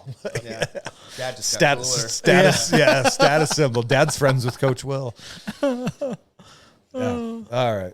Well, shit, man. I think we are. We're at 2 hours. Hang on. So hang on. I had one thought. No, you go. You go. Then. You go. No, right, you go. You go. Point at each other. Hey, so we had planned on doing this episode around the book. I said books. Books. Plural. Well, now, hang on. I want to do what everyone likes to read, and this can just keep going on to the next one. I love this, because at some point, I want to do it. So we're all reading, and Mike has already read the book With the Old Breed by E.B. Sledge. On Peleliu and Okinawa. Yes. Yes. And for those of you who that is not familiar with, he's a Marine who fought in World War II in the Pacific campaigns. And it was highlighted in the docu-series The Pacific, I think it was called, which is like a sister series to Band of Brothers. It's about Guadalcanal and the last remaining Pacific islands that hold out, John Basilone. Yeah. The Pacific is just very unique compared to the European theater. The Japanese were so much more ferocious. Their ability to conquer what they did. I mean, we're all mad. Does this get us canceled? About a group of people throwing Jewish people in an oven. And it's like, compared to what a lot of people in the Philippines and Asia Pacific, Japanese were insane. We don't need to diminish the Holocaust to say that the Japanese were extremely brutal. Like the rape of Nanjing, I read in a college class in 1999. So what I think would be fun is announce that at some point here, we might do a few interviews, or we might get straight to it, but we're reading. Mike has already read it. I'm working my way through it, and I think Jordan is working his way through it. And we're going to do a podcast about the book. So those of you listening, if you want to read the book so that you understand what we're talking about when we actually get to the book podcast, and I think we're going to do a lot more. We're definitely going to, I'm not going to stop reading, and I think Mike's going to get, I love that Mike sent me like a reading list of all his favorite books. And that's just the beginning, boys. Dude, I can't wait. That's entry level. I love to read, and I love that you sent me your favorite books, because I put them all on my list, and I literally have a 3-foot stack of books sitting next to my bed. That's the queue, and I just work through them as I go. Yeah. I'm actually listening to it on Audible. I thought you found the coloring book version. No, Parents Bears do. They were sold out. Okay. They were sold out. I had it, and they were killing a bunch of Japs in there. Like, holy shit! I ran out of red. My red crayons are gone. But no, the Audible version is amazing. Is it really? Yeah, it's pretty good. So if anybody else, didn't you say Tom Hanks makes it? Tom Hanks. Oh, Tom Hanks. He's the voice. He reads it in the very beginning. I think it's the kid from Jurassic Park, because he played him in the Pacific series. He played Eugene Sledge. Oh, it's the guy who played the very kid in the first Jurassic Park. He's got his sister and the kid. I don't remember. I remember the series. I can see his face from the series, but I don't. It's been so long since I watched. So he's the kid from Jurassic Park. Oh shit. Yeah, okay. And I think he narrates it. Okay, cool. But yeah, it's a great book. All right, well, everybody read the book, and we're going to be talking about it real soon on the podcast. And Mike, did you have something else you want to say before we close it out? No, I think you pointed at me and said you go first, and I went first. I think I was going about where we started with the book kind of thing, and that we want to talk about each other's favorite books or like what we like and stuff like that. But I think, just if we say what we're doing and other people follow along, How That's about awesome. fan Yeah. questions? And you know what? My all-time favorite book about military history is War on the Run, and it's literally Major Robert Rogers' personal diary, and he is the godfather of American special operations and the things they did fighting the French in northern New York and I believe Ottawa and Ontario in the late or maybe mid 1700s during Is that the Indian American Wars? the French Indian American. Wars. And it is some harrowing shit, and what they pulled off is incredible without a lot of technology. And I'm going to insist that after we're done with the old breed, we read War on the Run. That is a weird period in time. Like everyone thinks about like Europeans came to America and it was like our group of the Mayflower and stuff. It's like, no, man, it was fur trappers. It was Spanish. It was French. It was like everyone just blitzkrieg this area to be like, we want it. And you would see allies like French and Indians teamed up perfectly. Yeah, the Iroquois and the Algonquins teaming with different European nations and fighting battle. Like, fascinating stuff, man. Yeah. And so these guys were living through like a mini ice age, coating themselves in bear grease to stay warm. Yeah. Primitive snowshoes that they handcrafted to go raid French forts hundreds of miles away in the dead of winter, and like breaking through ice with handmade canoes. And dude, it's like, you think you're tough. You got nothing. You got nothing on these guys. That's one of my biggest things about reading that I love so much is like, man, you want to feel bad for yourself? Read a book about the past. It's like, anything. Humans are fucking tough. It's tough as shit. And we got it so easy. So it makes me, that's why I always have an optimistic view, and I'm always pumped. It's like, life's great. It's like, life's great, man. We'll go take a hot shower. Drink a chilada. Yeah. I think my book will be Holes. The Disney film.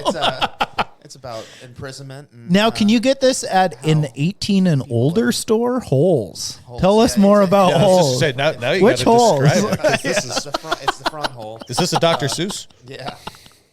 1 hole, 2 hole, red hole, blue hole. No, there's a book I really like. The Obstacle is the Way by Ryan Holiday, and that book, it's like a good intro into like the Stoics and Marcus Aurelius and all that kind of stuff. Marcus Aurelius is amazing. You read it today and it sounds like someone wrote it 6 days ago. Yeah. It's a real problem, and here's a real way to solve it. You know? Like just how everything they did. But I'm a big fan of that, and that was. Do you know how they made that book? No. Lamentations by Marcus Aurelius, or Meditations by Marcus Aurelius. So apparently he had that as a journal. Yeah. And when he died, they found his journal, and that was just his own thing that he wrote in at night. Would write to himself. Yeah, and then they ended up publishing it. I think that's War on the Run. It's Robert Rogers' journal. His memoirs and stuff, just what he wrote down. Just his journal. Yeah. Yeah. So there you go, guys. You got your first 3 books on our reading list, and we'll be talking about all of them, it sounds like. I'm going to start journaling, so when I get killed, people will be like, Kozak. 400 years from now, people will be like, this was just Kozak's journal. Masturbated, slept. Taquitos were good today. Little bird. Cheetos, masturbated, cried, slept. In that order. Ran out of Forgot chilada. Yeah. Oh shit! All right, you All right, guys. well, hey, we appreciate it, I guess, huh? Yeah, thanks for We'll wrap this listening. one up. I'll say Our 14 fans, you guys make us. Thank our you. 11 fans and our moms. Is it our 11? Yeah. 11 fans and our moms, and for you 11, you can find And me. the one who accidentally downloaded it. Yeah, that's right. Yeah. Don't delete it yet. We want that download. This is a weird history podcast. Oh, shit. All right. You can find me at trainingnorthwestllc.com. We've got our full class schedule up for firearms training in the Northwest. And most exciting is our August rifleman camp, which will be a 3-day camp, which is going to cover it's not just shooting, but we're going to cover some land navigation, some basic patrolling, first aid, night defensive positions. The idea is to give you guys a real fat, we're going to feed you with a fire hose, man, and we're going to give you a lot of basic infantry skill level stuff to go home and ponder and hopefully pass that knowledge to your friends and family. And we're on Instagram at Training Northwest. And I think Mike will tell you that you can find him at Electric North. Is that correct? Yep. Find me at Electric North. Like our podcast, subscribe to our podcast, tell your friends. If you have a group of friends that you enjoy just having quality time, tell them, hey, here's something that you can put in your little earbuds that you think will give you something to look forward to, something interesting, and you want to tell other people. So continue spreading the good word about Enlightened Neanderthals. And Jordan, are you starting a training program? Is that legit? Are you training? Are you in training for? I know we've talked about it privately. That blank stare said it all. I know. I want to make it public so your back's against the wall and you got to go hard. Oh yeah. Getting ready for Worlds. So Jordan's training for Worlds. He took third down there last year. So now he's getting serious, and now it's public, which means he has to get real serious. Yeah, son of a bitch. Yeah. Read a book, y'all.